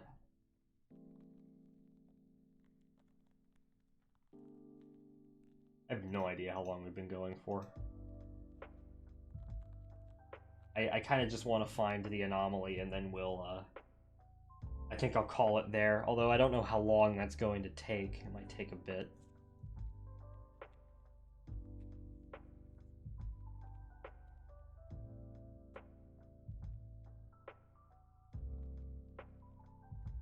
I don't even know if I want to bother. That's fair. I know like, on Twitch I can do copyright-free stuff. I don't think I've gotten the only time I think I've gotten like not even a strike, just a complaint. Oh, my clock's going off. The only time I ever got like a strike was I accidentally played a playlist that I thought was royalty free but not. If I can't listen to Sonic music or copyrighted Depresso, then there's no point. That's fair. I don't know. I'm just the kind of person that kind of needs something in the background, otherwise I just don't, you know. I do like this playlist a lot, though.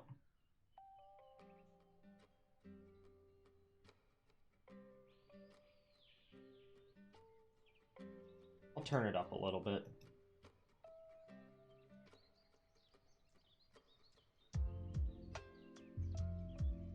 Oh, that's nice. You know, I kind of miss, because, you know, I've kind of come to the realization, right?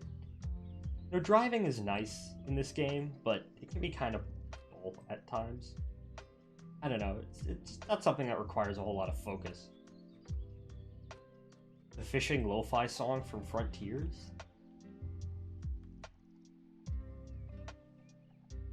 Wanna try? I'll let you borrow a rod. Like, ingrained in my head now. The damn the cat line. Hey.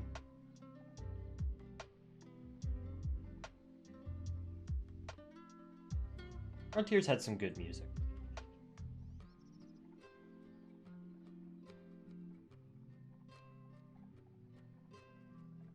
So now we just need to go up this hill.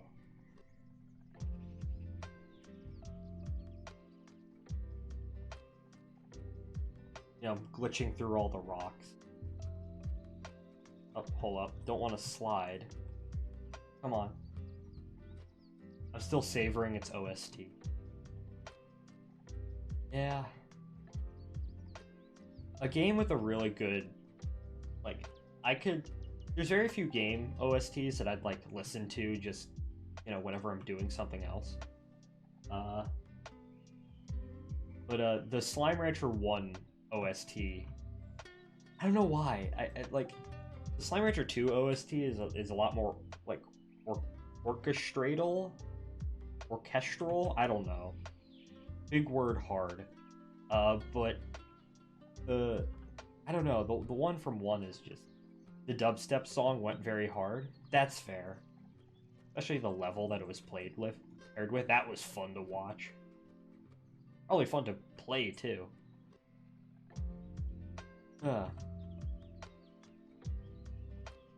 This is better. I'm gonna do the lo-fi playlist from now on, I think.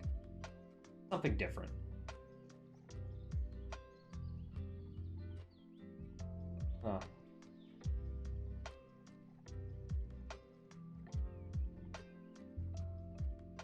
Slowly making our way up this stupid hill. I don't know. One thing that I've kind of noticed about streaming, right, is that when you're just playing a game by itself, you can have, like, videos on in the background to kind of, like, pass the time. But when you're streaming, it's just kind of have to be your own entertainment when not much is going on in the game. I don't know, maybe for people who, like, streamers that have more of an audience, you know, the chat's, you know, more. You don't really have to worry about that. Damn, we are gaining elevation. Kind of landed in a bit of a shallow area. Is this a different biome? No, this is just the side of a hill.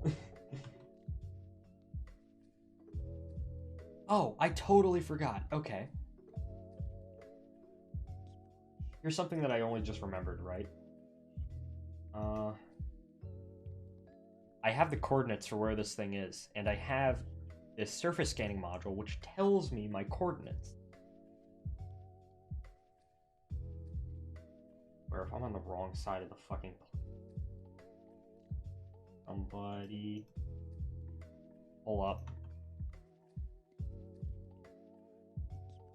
Okay. Hold up. I am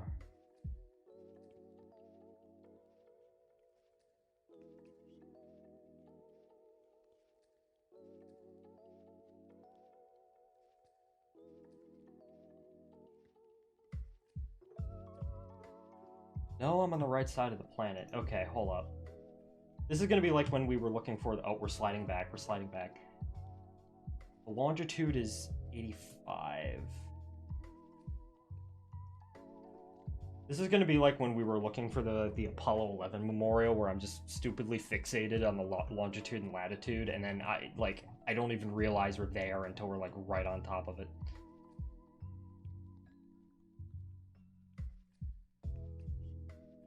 Going up? Yes, we are.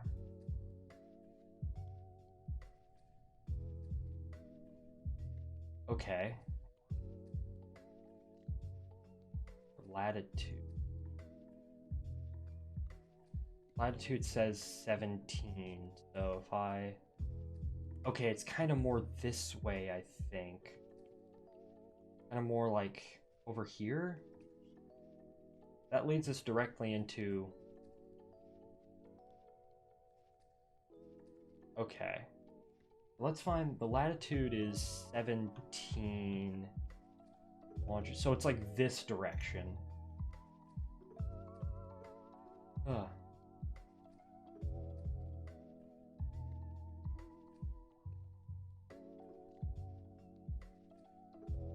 Okay. Yeah, we just need to head... We need to head in this direction. Because what is it? It's... 17... Yeah, okay. It's this way. It's kind of... Like, I'm 90%... Yeah, that's the right side of the... We're in the right area. Like, looking at the map, we're in the right... Like, I have Kerbal maps up in the other corner, which is a website that, like, shows you where everything is on the various planets. And it says we're in the right area. We're not, I'm going to be very demoralized. Wait at that point.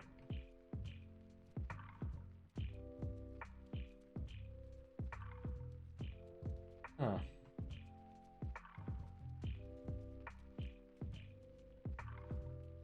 I'm getting kind of tired, though, I will admit. Probably going, like, raw after this, or Just a little bit. Got the hard part of the drawing out of the way, which is, you know, the actual base. Huh. Or maybe I'll just go, like, read something, I don't know. I have to wake up at, I have a photography class tomorrow that starts at, like, 9 o'clock. It doesn't... I think it starts at, like, 9:30, and it doesn't end until, like, 12:30. You only get, like, a 10-minute break in between. It's just... Ugh. How the heck are we going to... Keep driving this way. Have to go that way, and then maybe we can slide down that mountain.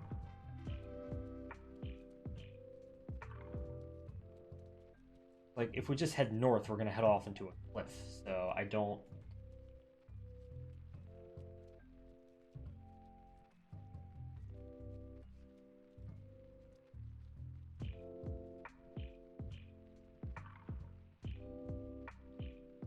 Ugh.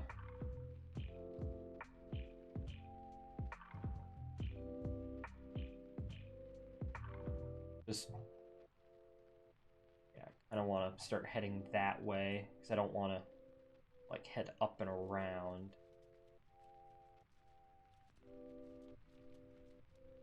Getting close, at least according to coordinates, we're getting close. I don't...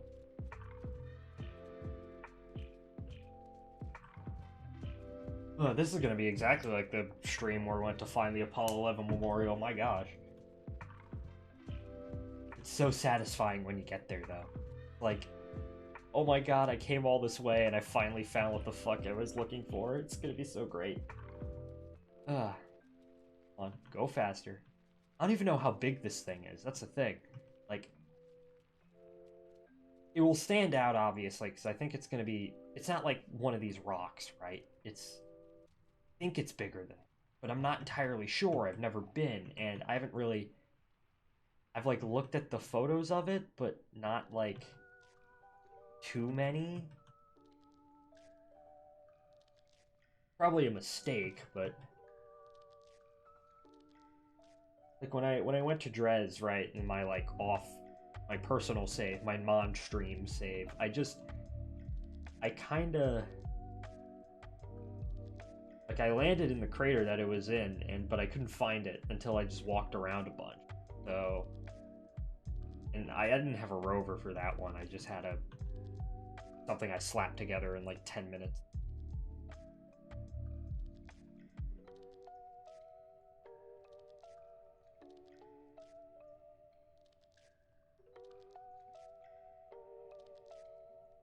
Ugh. But hey, now that I'm looking for something and I actually have a goal, like, I have motivation to continue the stream. I'm like, oh yeah, I'll just quit because I'm just tired. Like, I'm tired now, but like, I'm determined to find this thing, even if I'm streaming for another hour. I'm actually gonna stop and quick save here, just so in case I don't die. 'Cause how far are we away? We're nearly 20 kilometers away. That's pretty far.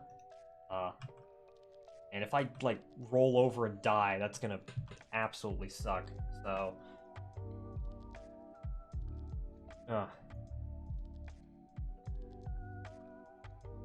Just slowly making our way. I'm really enjoying this playlist.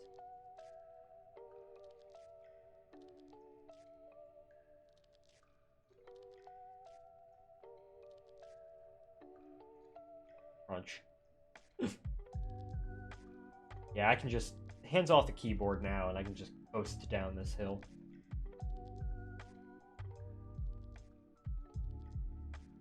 Launched Victoria 3 like 3 times in the past 20 minutes. People on friends list. Whee! Bounce. This is fun. I'm having a good time. Going quick.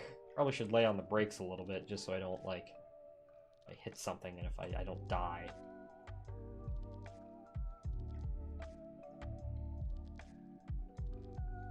It looks like it's going to be kind of on top of that hill. Not entirely sure. It might actually be down here somewhere. I don't know. My goal is just to kind of get to the proper latitude and then go to the proper longitude, right? I'm trying to make my way through both. Oh, let's see if we have the speed to actually get up this hill. Or that hill right in front of us. Bounce. Bouncy rover.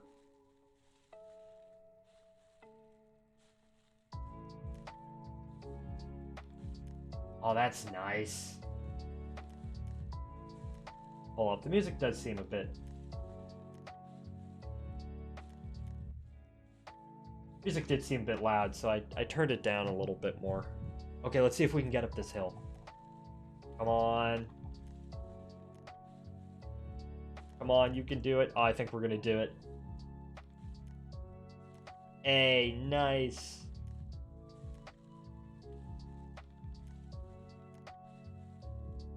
Ugh. Yeah, I think it's over there. Huh.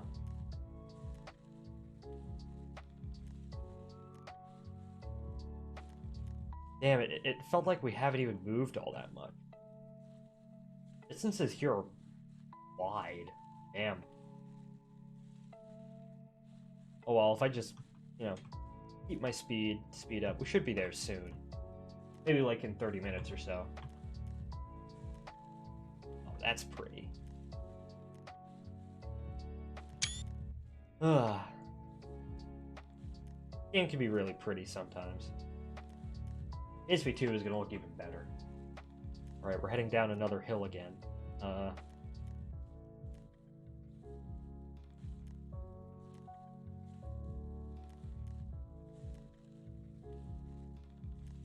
It was at like negative 25, so we kind of need to be heading in this direction. Up, or are we gonna hit that rock? It's so weird. Some of the rocks have colliders and some of them don't, and it's just like, oh my gosh. It's you never know if you're gonna hit a rock and you're gonna die.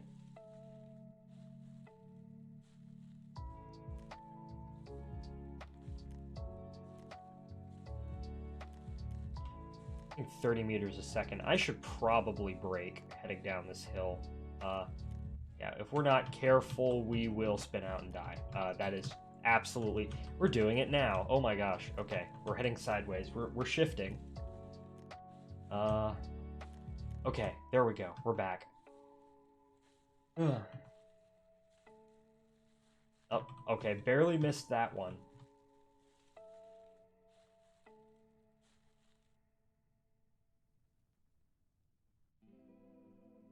Driving quick. Bullshit. I don't think anyone here gets that reference, but oh my gosh, okay, there is a massive fucking hill right in front of us. I got to find my way around it.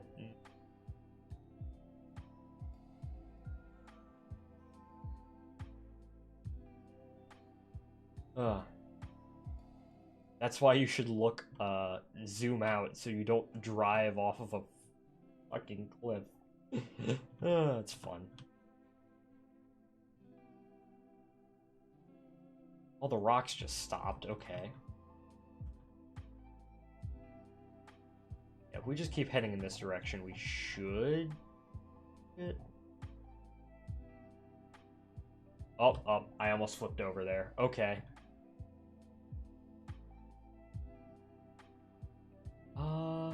Bounce. Yeah, if I just keep heading in this direction, I should be good. We are going to go down another hill again. Although... Slide down. Just take it slow, you can probably slide down some of these bigger hills. Oh, nope. Twisted.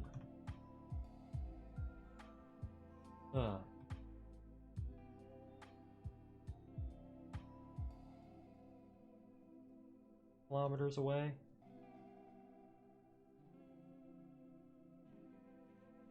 Okay.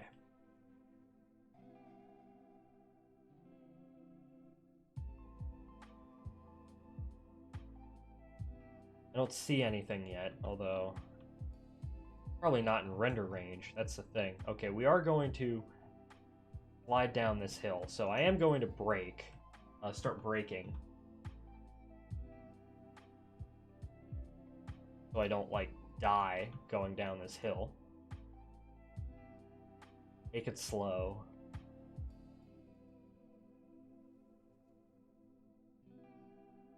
Luckily, I said, luckily most of the rocks in the game are just transparent and you can just fly through them. Because, you know, if they weren't, that would be an utter pain. Trips would take like 5 times as long. Of course, that's how it works in real life, but everything goes painfully slow.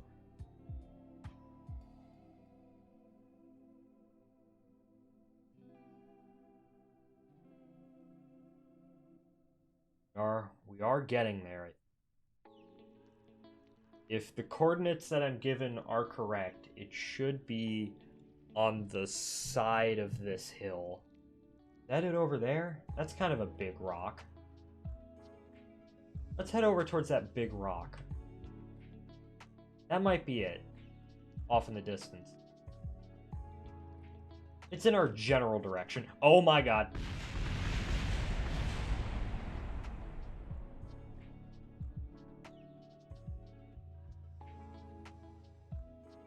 Hold up.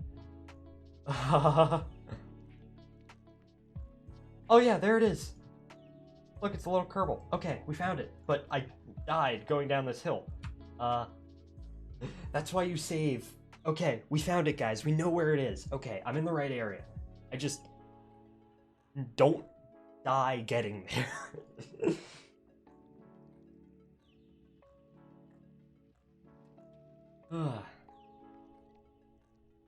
I'm in the right area. I just don't need to die getting there. That's the thing. Okay. Oh, we're all the way back here. Okay. That sucks. Well, now I know where it is, luckily. Now it's just time to... Well, I guess our stream's going to be a little bit longer now, but oh well. That I do want to get to this thing tonight, and I don't care how long it takes me. Not going to take, as I said, not going to take too long, but we are almost there. Almost. Just keep heading in this direction. It's on the side of that hill. We kind of took a really roundabout way of getting here. I probably should have just brought up the surface scanning module before. Instead of taking this kind of convoluted way all the way around. Oh well, it'll be easier to get back. But as I said, I'm going to do that off stream because, you know, kind of getting there is fun, but kind of getting back is kind of a, you know, I don't think that'd be too particularly interesting. And now I know where it is, which is very, very nice. Oh yeah, I gotta kind of go this way.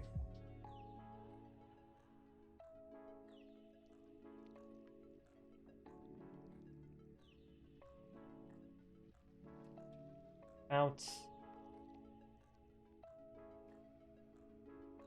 Bounce. Oh.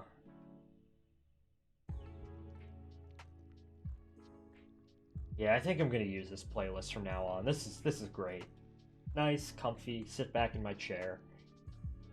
My mouth is starting to kind of not get dry, but get tired, so.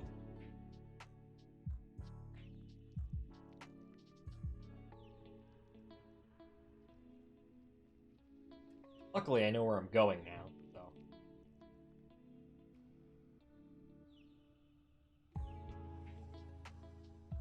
Ugh.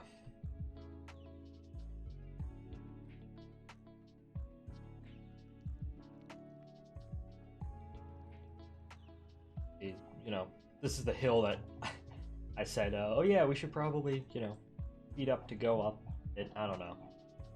Can you tell I'm running out of shit to talk about? I don't know. Take some more pictures. Up, that's the thermal control. I don't want it to be entirely red. Up, we're off the ground. Oh, come on.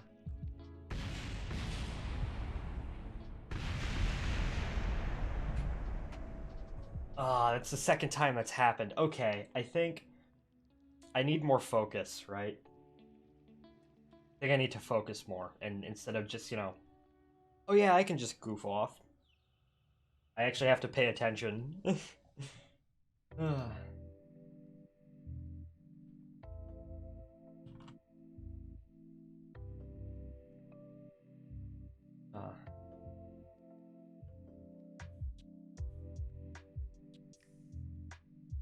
Okay.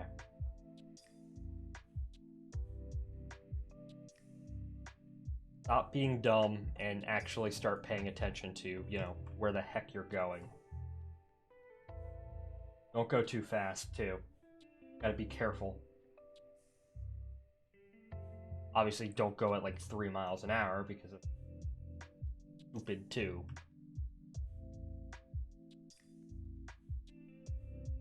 Oh well. It's not KSP without a couple of, explosions, so.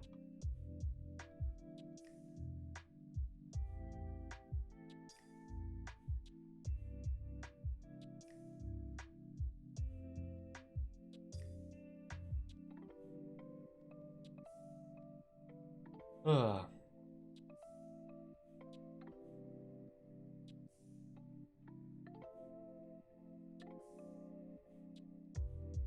Don't want to die. That's my main focus right now. I don't want to die. I don't want to die. Don't die. Probably quick save more too, but okay. We were so close too before I just died. That was pain. Ugh.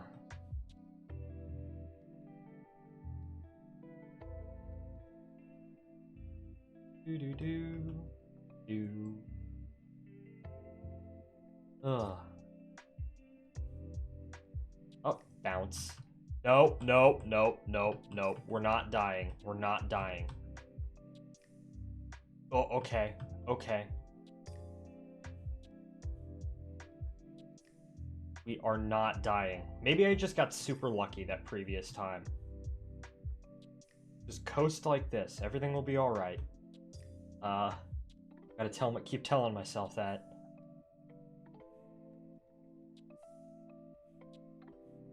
Bounce. Crunch.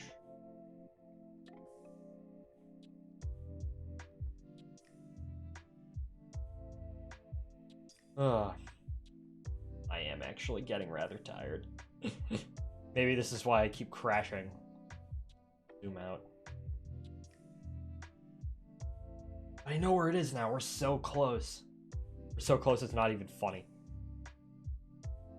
It's just, I want to get there. Like after you've been in a car for like, God knows how many hours and you're almost at your destination. That's the feeling I'm having right now.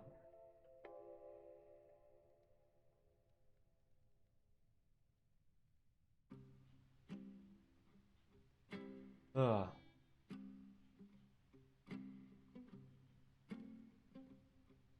Know where it is. It's on the side of that mountain. It's always in like weird place. It's like it's never in like a flat plain area. It's always on the side of a mountain or something like that. Side of a mountain, like side of a canyon. Never just in an easy spot to like drive to. I mean, that's probably on purpose. Ugh. Excuse me. I am getting eat. The notorious eat. Uber tool. Wait, since when did I have this? Well, I am going to stop and save. So I don't. Not quick save while moving over the surface. There we go, quick save. Okay, now drive. Over there.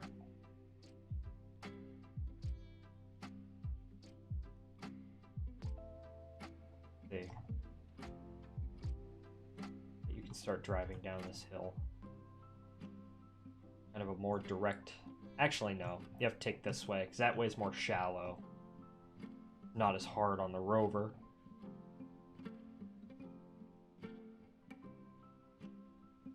I think, like, because based on Kerbal maps, the highest point on Duna is, like, in those mountains somewhere. Pretty neat.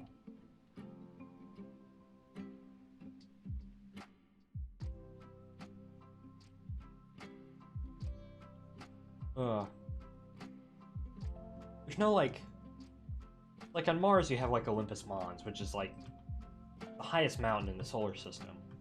Like, 1/3 of the way to space, which is ridiculous when you think about it.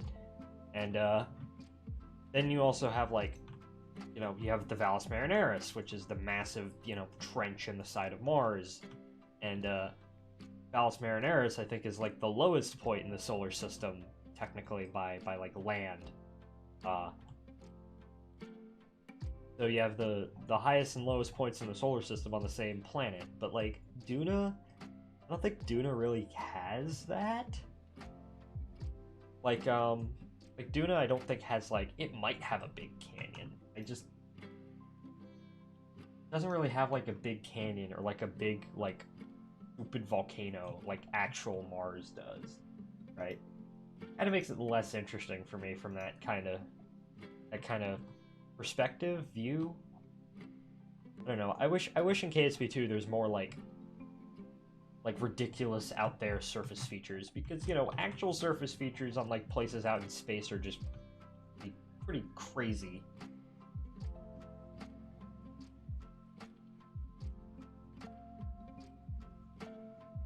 You know, there's, you know, surface features that, you know, we don't even really know. Well, we know about the surface of Venus, like, but not as, like, much as the surface of Mars. Like, surface of Mars stays pretty, like, the only real change. Like, Mars doesn't have any, like, tectonic plates, so mostly everything is just erosion. I don't think Venus has as well, although Venus is just one continuous volcano. Kind of. That's not exactly how Venus is, but you get the idea. You know, the land in Venus is constantly shifting. Although it doesn't have tectonic plates as well, it's just that the surface of Venus is so stupidly hot that it simply just moves the land. You kind of want to put it like that.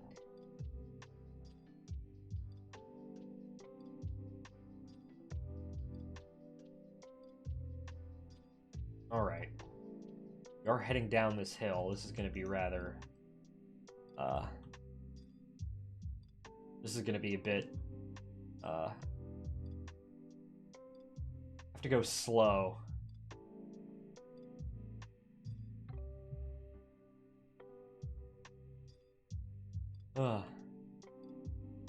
Curious, how long have I been streaming for? 2 hours, 5 minutes. Wow. This stream might end up being like 2 hours, like 15, 2 hours 20. Yeah, obviously, we gotta check everything out once we're there. We can't just, oh yeah, I drive up to it, stream over. I actually want to, like, look at the face, maybe climb on top of it. I'm gonna get an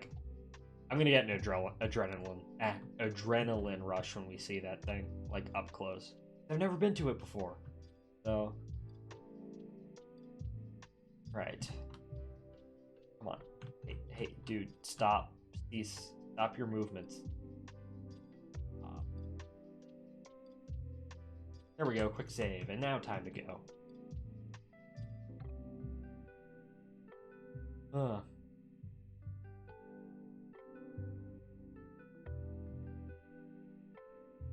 Almost there.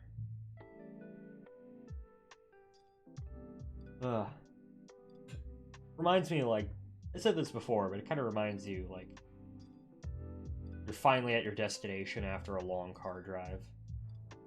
I've been on a lot of, like, long car drives. Back during COVID, right? Like, the year when everything shut down, for me, that was, what, like, 10th, 11th grade? Fuck. Okay, well, good thing we just saved. I'm gonna reload that quick save. Good thing we just saved, too. Back during, like, I think when the entire world shut down due to COVID, I was in, like, the latter half of 10th grade. And 11th grade school was all shut down. 12th grade school was open again, and, well, now I'm in college, so, I'll be 20 this year. That's doesn't make me feel old.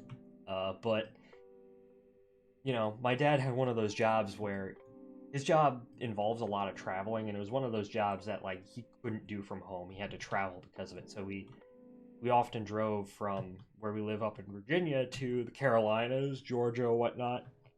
And, you know, we would go and we would visit friends and family, you know, because that part of the country really didn't care all that much about, like, COVID lockdowns and whatnot. And to be honest, we really didn't either. None of us got sick, surprisingly. None of us got COVID. I mean, I did eventually end up getting it, but oh well. You know, just going to, like, these random small southern towns and, like, fighting their, like, local barbecue joints. And, you know, a lot of these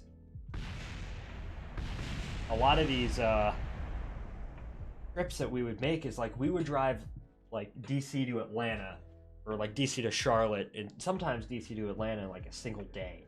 That's like a 12-hour drive or something ridiculous like that. When you get near the end, it's just, oh gosh, we're finally here.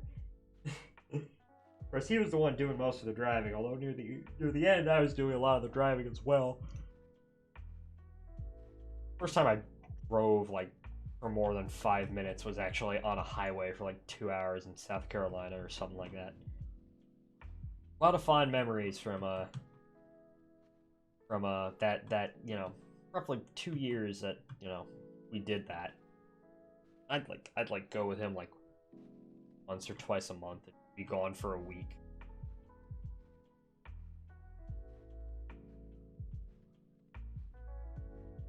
I kind of want to get back down there again and see, you know, friends and family, but now that I'm in college and, you know, even though it is just a community college right now,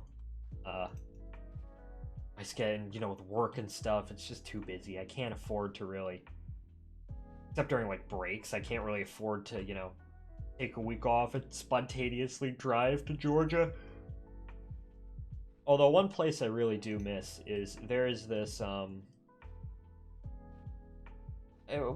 miss a lot of people from there that I haven't seen in a while, but one place I miss kind of, like, wise is there's this one place in this one town, right? I guess it really doesn't hurt me saying where it is. It's Talbot County, Georgia, right? Town of Butler. Nice little town. Nothing, you know, old southern town, kind of worn. But there's this place there called Miss Betty's Fried Chicken, and it's the greatest fucking thing you could ever imagine. It is absolutely amazing. Fried chicken. Like, I'm not the kind of person that'll eat KFC. I find KFC utterly disgusting. But I will eat that fried chicken, Miss Betty's Fried Chicken, any day. It's kind of a tradition that we go there.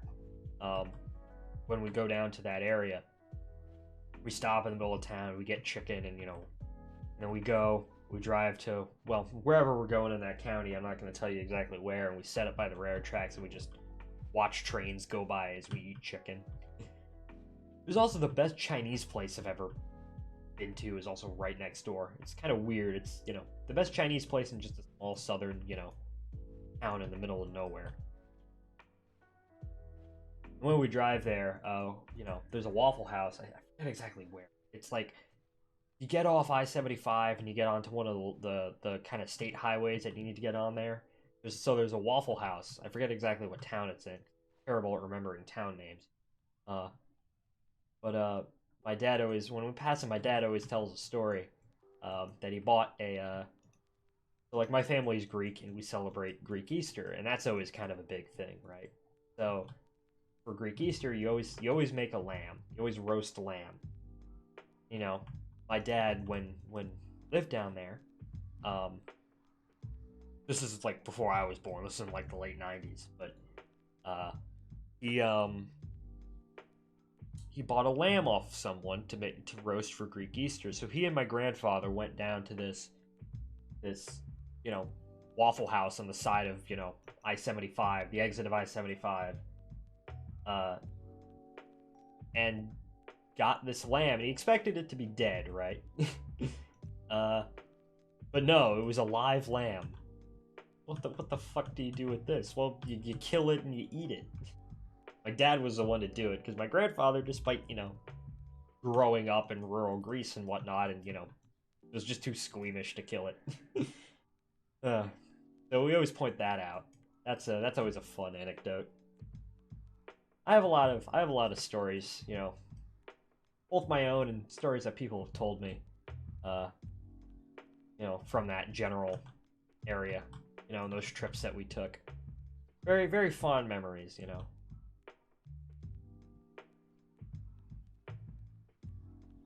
Okay, it looks like we are getting close. That's it up there. I'm actually gonna stop and quick save. There's some other stories too. I've shared some of them before in various places. One that I kind of have to remember the details is I think it was the summer that I was starting my senior year, right? The last trip that I took before my senior year. And basically it was a whole I think I've told this story before. Me and my friends used to do a train related podcast. We did that one summer just to kind of kill time, and I kind of told it during one of the episodes. I think the final one that we did, but or second to final one. I don't remember, but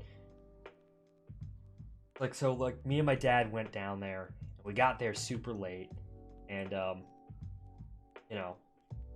in Talbot County, and by the main place that we hang out there is we have a family friend who he owns a hunting reserve, mostly for pig hunting and whatnot. He has a little farm down there. So that's where we go anytime. That's why we go to the middle of nowhere, Georgia, because we like to go there. Absolutely no one around. You can do whatever you want. There's a railroad track near there that I just stay there all day and just watch trains go by. It's absolutely excellent. So we went down there. We got there super late, and they were doing a hog hunt, right? I am absolutely whenever I'm there for a hog hunt, absolutely no hogs show up. It's whenever I just show up, nothing shows up, and I you can go out there like some of the family friends, they've been out there for like 24 hours, and as long as I'm there, they get nothing. So obviously that's just a coincidence, but so we get there and we decide, me and like one or two guys decide, hey, let's go out and let's see if we can get like a hog or a deer or something like that, right? So we go out literally 1 a.m., night vision goggles. We go out on this dirt road out into the middle of nowhere. Well, it's all in the middle of nowhere, but out on this dirt path and and that to me that was the first like big moment, because that was kind of a surreal sort of experience, being out in the middle of nowhere in the middle of the night. The only thing you could hear is the occasional sound of train horns in the background, and that was a really surreal moment. That I have a fond memory of that. The actual occasion itself was like a crawfish boil. You throw a bunch of crawfish in a pot with you serve it up with potatoes and corn with like Cajun seasoning, and that was real nice. So I end up going to bed and wake up the next morning, and the son of the family friend, he's like, hey, you want to go hog hunting? I know we didn't really get too much of it last night. I'm like, sure. So we go early in the morning. We go chasing hogs for like 5 hours, and there's this one dog, right? That we have. Where is this thing? Oh, it's over there. Okay, I'm going the complete wrong direction. So if you're not too familiar with hog hunting, you typically have two types of dogs, right? You have the cur dogs, which are kind of the dogs that basically they chase the hogs, and they basically find them, dig them out of places, whatnot. And then you have the catch dogs, which are typically pit bulls. The pit bulls, basically, once you find your hog, you send the pit bulls after, and the pit bull doesn't kill it. The pit bull can't kill it, but what it does is, the reason why pit bulls are basically very stubborn. They will not give up. It's not that they're particularly like, I don't like, I own two pit bulls. I don't think they're particularly dangerous, but if the reason why you what am I getting at? Basically, the pit bull grabs onto the hog's ear, and then you come up and you take a knife and you stab it in the hog, and then you cut it up, eat it, stuff like that. That's what you typically do. You don't just leave dead animals out there. You don't let the shit go to waste. because that's just not respectful for the environment, for nature, or the animal you just killed by just leaving it. But there's this one cur dog that just is chasing this hound, just running through the woods, right? And me and this guy, we're just on it for like 5-6 hours, and we just get nothing. Eventually, I give up, right? And like, dude, I don't want to do this no more. So I just go back, take a little buggy out to the railroad track, take it to, there's this little church nearby that's pretty neat, and I take it to that church, and you know, like a Saturday morning, and nobody is there and whatnot.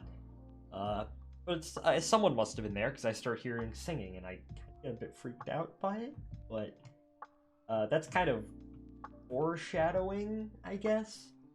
So yeah, I come back, and friend's still out there with the dogs and the hog hunting with this cur dog, and we decide, hey, we're hungry, we should go get something to eat. So we go to I think it's this market, and I think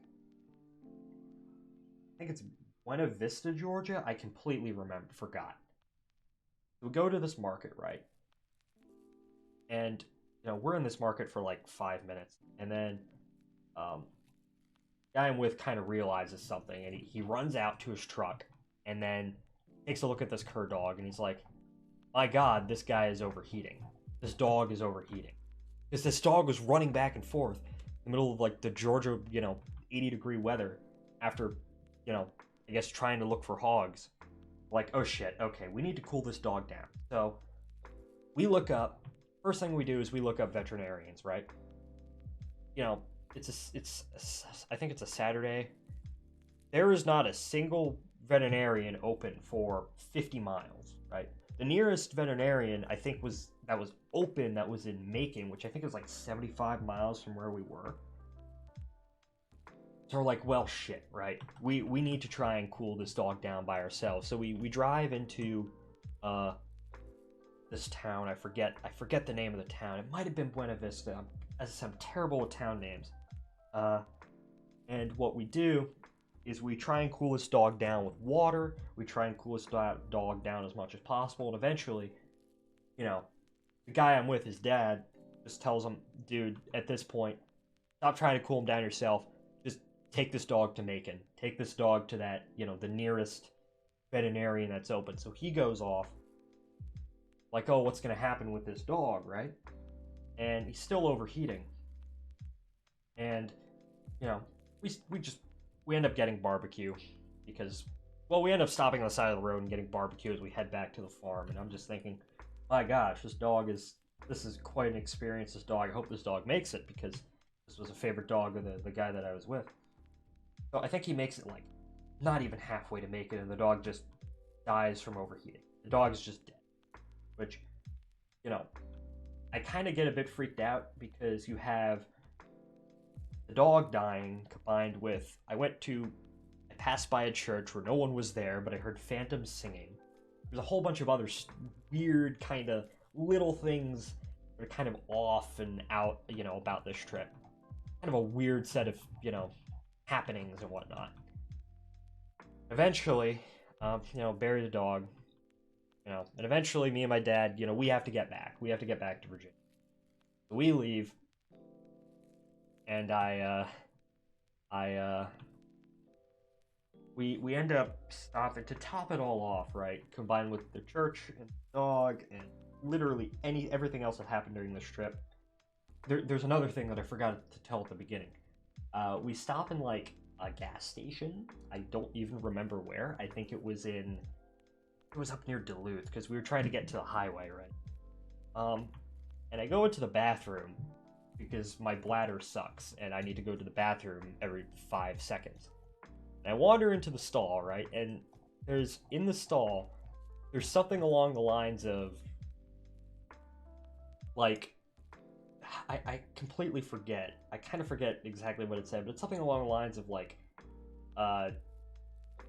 it's some, I forget what it said, but it was like some like religious text, basically,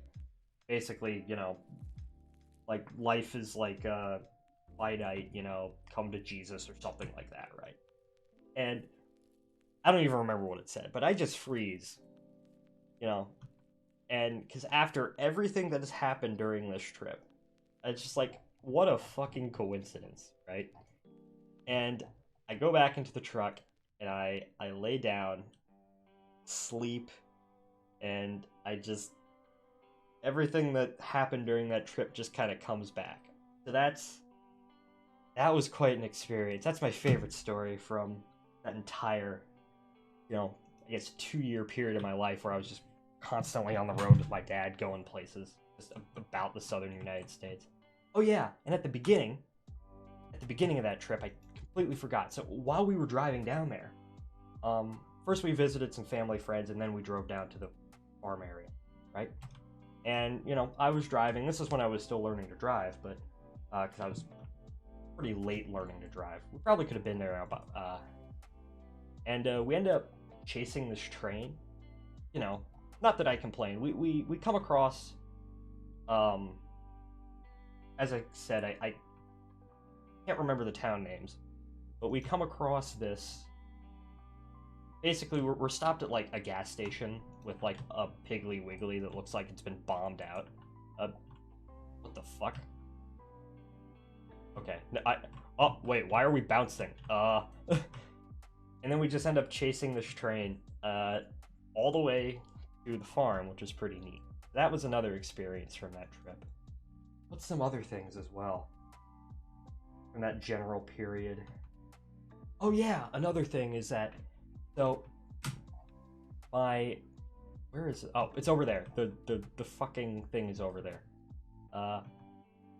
Another, I guess, story from this general period of my life is that my dad, because he did a lot of traveling, he stayed at a lot of hotels, and his truck got broken into, I think, 4 separate times, which is a lot, right? Eventually, it was rather funny because every single time his truck got broken into, they always did it. The people who broke into it always chose a different window. And every time my dad had to get a window replacement for his truck, he always ended up going a darker tint than all the other windows. So after a while, you could tell, like, oh yeah, that window hasn't been broken into because the tint of it is different from all the others. But the only time I was ever actually with him when something like this happened is we were staying in, I think, Charlotte, North Carolina, right? That's part of where my dad worked. Kind of went between Charlotte and Atlanta a lot for work, even though we live in Virginia. It was like 3 a.m. and we get a phone call. Like, oh yeah, your truck's been broken into. It's like, well, shit, right? Interestingly enough, I think they only ever actually, out of the 4 times the truck was broken into, stuff was only ever actually stolen, I think, once, right? Which is weird because my dad keeps a gun in the truck, and all 4 times they never found the gun, which I find just really interesting. So I wake up at like 3 a.m., me and him. Like, oh shit, how are we gonna do this, right? Because the glass is busted through. It's wintertime. Even down there it gets kind of cold during night. So how the heck, we're not gonna drive, up, back, and down to Atlanta with missing a window. So what we do is we take a blanket and some duct tape, and we duct tape the blanket over the window. And the truck stayed like that for a good, like, couple of weeks, where you just have this, instead of having a window, you have a blanket with duct tape. That was pretty. I still have a picture of it somewhere. So yeah, people tell me I should write a book on all this stuff. Probably could fill a book, but it's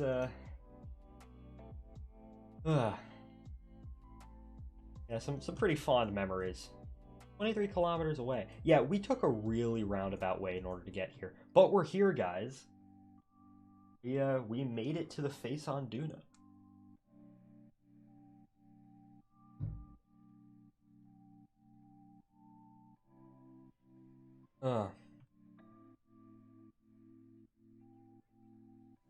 There's probably other, like, small anecdotes that I could tell. I don't know, like, those are kind of the stories from that, as I said, from that period that kind of stick out the most to me. I don't. There's almost certainly others that if I just saw, because I documented a lot of this stuff. I brought my camera with me, mostly so I could take pictures of trains, but there's some other small stories that I could probably tell relating to that. But those are the I guess 2 stories that kind of stick out in my mind the most. Other than just kind of like fragments of memories, like eating in Waffle Houses a whole lot. Like we ate so many Waffle Houses, I became sick of Waffle House, which now I kind of crave Waffle House again because, well, I haven't had it in like 6 months. Ugh. The nearest Waffle House to me, I think, is in like Frederick, Maryland, and I'm not driving, 40 minutes to go to a Waffle House. I'm sorry. Oh well. Guys, we made it. We made it to the face on Duna. Damn, this thing is bigger than I thought it would be. I thought it would be about the size of just a standard rock, but this thing is actually massive. Ugh. Directly on the side of a hill. Alright, Jeb and Bill. 10 o'clock? How long have I been going for? 2 hours, 20 minutes, 30 minutes? Damn. The stream might be almost 3 hours. Okay, here we are, guys. We've made it to the face on Duna. I'll pass the time by telling road trip stories. Probably a couple more that I could tell, but... hello? If I just... No? Brakes are set. Okay, hold up. Hey, stop. Stop. Stop. There we go. Okay. Cannot quick save while about to crash. I don't... we popped. It's like... Okay. Hello? Does this thing have a collider? I think this thing probably does have a collider. It's kind of a big surface object. Can I climb on top of this thing? Yeah. It's a face on Duna. Looks like a distorted Kerbal face. Oh, you can see under it. Oh my gosh. It's not like perfectly level with the ground. Kinda clipping almost. Oh yeah, this thing has a collider. Oh yeah, there's another story that I could tell. When I was there with some of my friends, although I'll tell that another stream. We kind of got work to do right now. Shit. Okay. I don't know why, but for whatever reason, this thing really does not want to stay still. What if I just cracked that, right?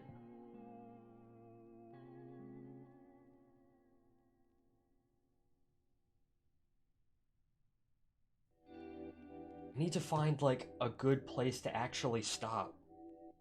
And not just slide.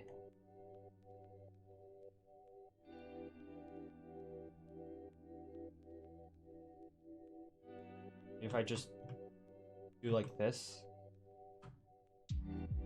Yeah, that'll work. Okay. No, it won't. No, it won't. Cracked. Oh yeah, there we go. Okay. Guys, we've made it. Hey, okay, nice. Okay, now our work truly begins, because now, let's get Jeb out. We'll plant our flag right here. Who is streaming? Curious.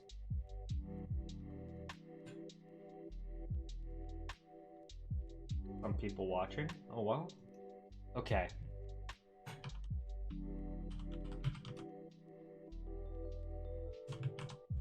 Project Wanderer flag 8 face on Duna.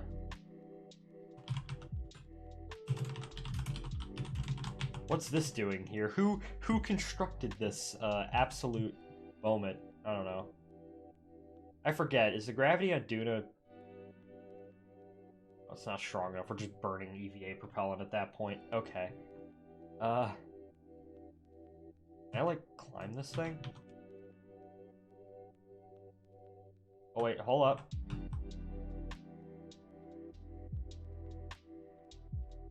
Apparently not. I cannot climb this thing. The colliders on this thing are so weird. Up.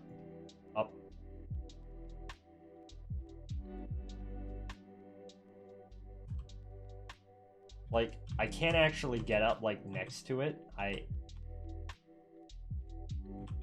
It's the hold up. Hold up. I'm doing it. I'm doing it. I'm climbing the face on Duna. Oh my gosh. Just continually pressing F, I can actually climb up this thing. This is crazy. Yeah, look, the collider is bigger than the actual face, like Anomaly. That's weird.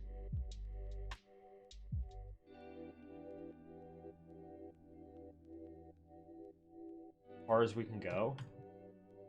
Wait. What? What? Jeb? I'm going to quick save. I feel like I'm enticing the Kraken by walking on top of this. Hey, he made it. I'm just gonna get Jeb up here. Bill can just stay down there. Hey, that's neat. Okay. Yeah, you can walk around on top of this. You can plant a flag here if you really want. Up. Yeah, the collider is very weird. It's like, it's not like the exact shape of the object. It's kind of weird. This is neat. Alright. I'm gonna switch back to this, because we have experiments that we can put out, right? Like, Bill's an engineer, so...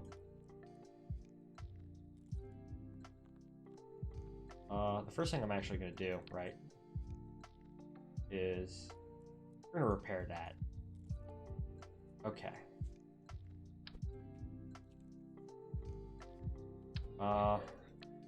We're gonna put out some experiment packages, because, well, 10 o'clock.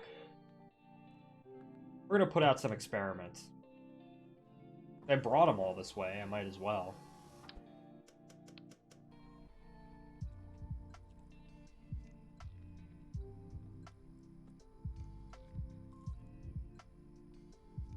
That's kind of like in the way of the...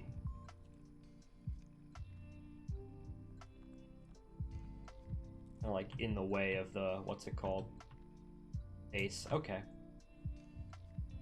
I don't know why. Even though, like, these experiment packages, like, they don't do anything. They don't do anything in Sandbox. They're strictly like if you're in science mode or career mode, then they do stuff, but like they don't do anything in Sandbox. They're just you put them down because you like to have them. They're fun to look at, right?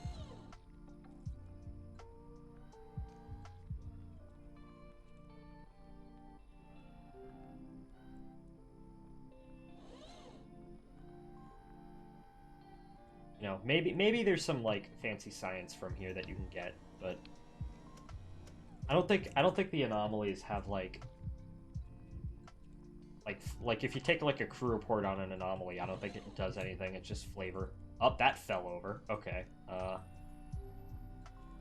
Can I pick this up? I don't know why I had to go. Wait. Did I? Oh, okay. For a second, I thought I had duplicated this thing. Wait a second.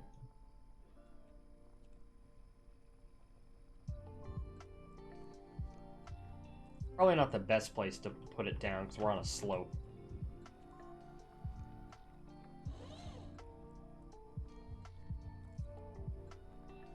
No.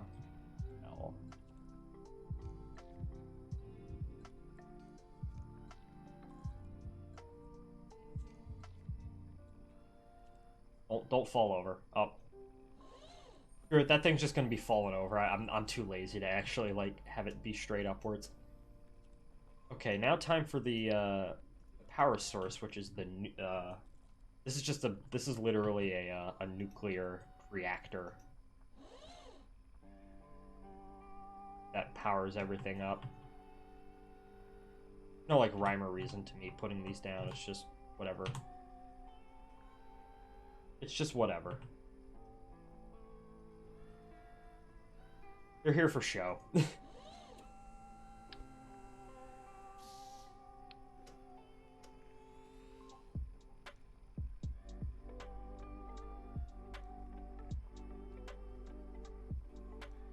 There we go. And we also have, we do also have lights with us for what they're worth, so we can kind of light up, you know, some of these areas just to... Surface lights, they're not really, like... Don't really need them. Like, we're not coming back here in this save. It's just, you know, something that's nice to have. Where's the other light? I'll put one down. Where'd the other light go? Okay, one of the lights just decided to disappear. Okay, that's not very nice. Pick up part. The rover is shifting. That's not very good.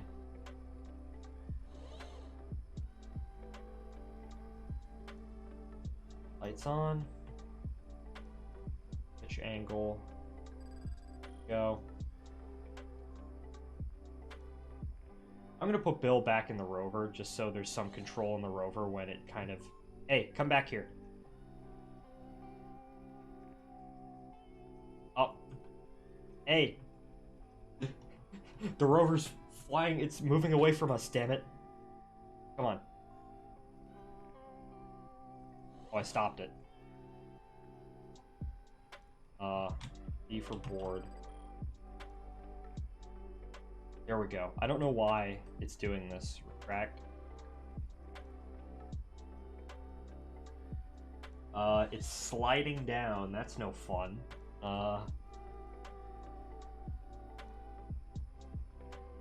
Slide.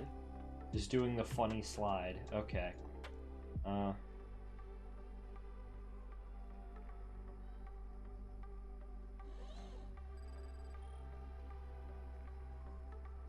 Oh, there we go.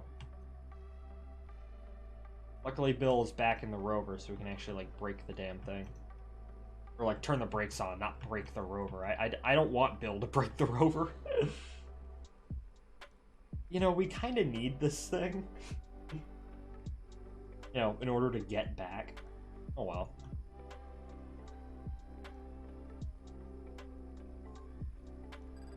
Set up a nice little, you know, experiment station.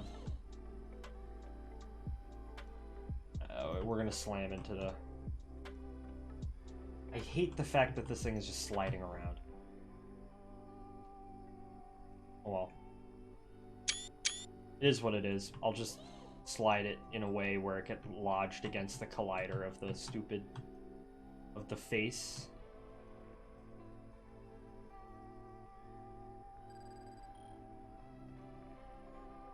Okay, there we go. Jeb is still just standing on top of there, you know, doing his thing. Alright, well... I like how it's almost kind of like on the side of a mountain. Alright, gentlemen. Ladies and gentlemen. I think...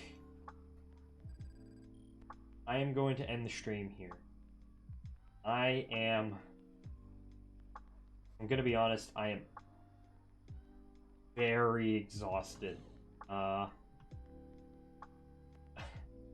tired. I need to go to bed. So, I think I'm just going... I don't really feel like raiding anybody, to be honest. I'm just tired to really... So we'll raid Tina. She's a nice person. Playing The Sim. Alright. She raided me, like, back in December, so I need to repay the favor. Okay. Thank you, everyone, for watching. I've been going for an hour and 40 minutes. That's utterly ridiculous. Damn, This is, remember the Slime Rancher stream where I was struggling to get to an hour 40? Now I'm just fine. Oh well. But thank you everyone for watching. Thank you Star for showing up as always. Thank you Spud and Ryan. And next stream should be Friday. By then I will have basically next stream. I need to be very careful. Let me just take a look at this. I don't know what I'm gonna do next stream, but what I'm gonna do off screen, I'm gonna get these Kerbals back to the lander. I will probably put the lander back up into just rendezvous and dock it back up, or maybe I won't do that. Maybe I'll wait until Friday. But in the meantime, I'll run ore flights out to Ike. So thank you all for watching, and yeah, goodbye everybody, and I'll see y'all in the next one. Goodbye.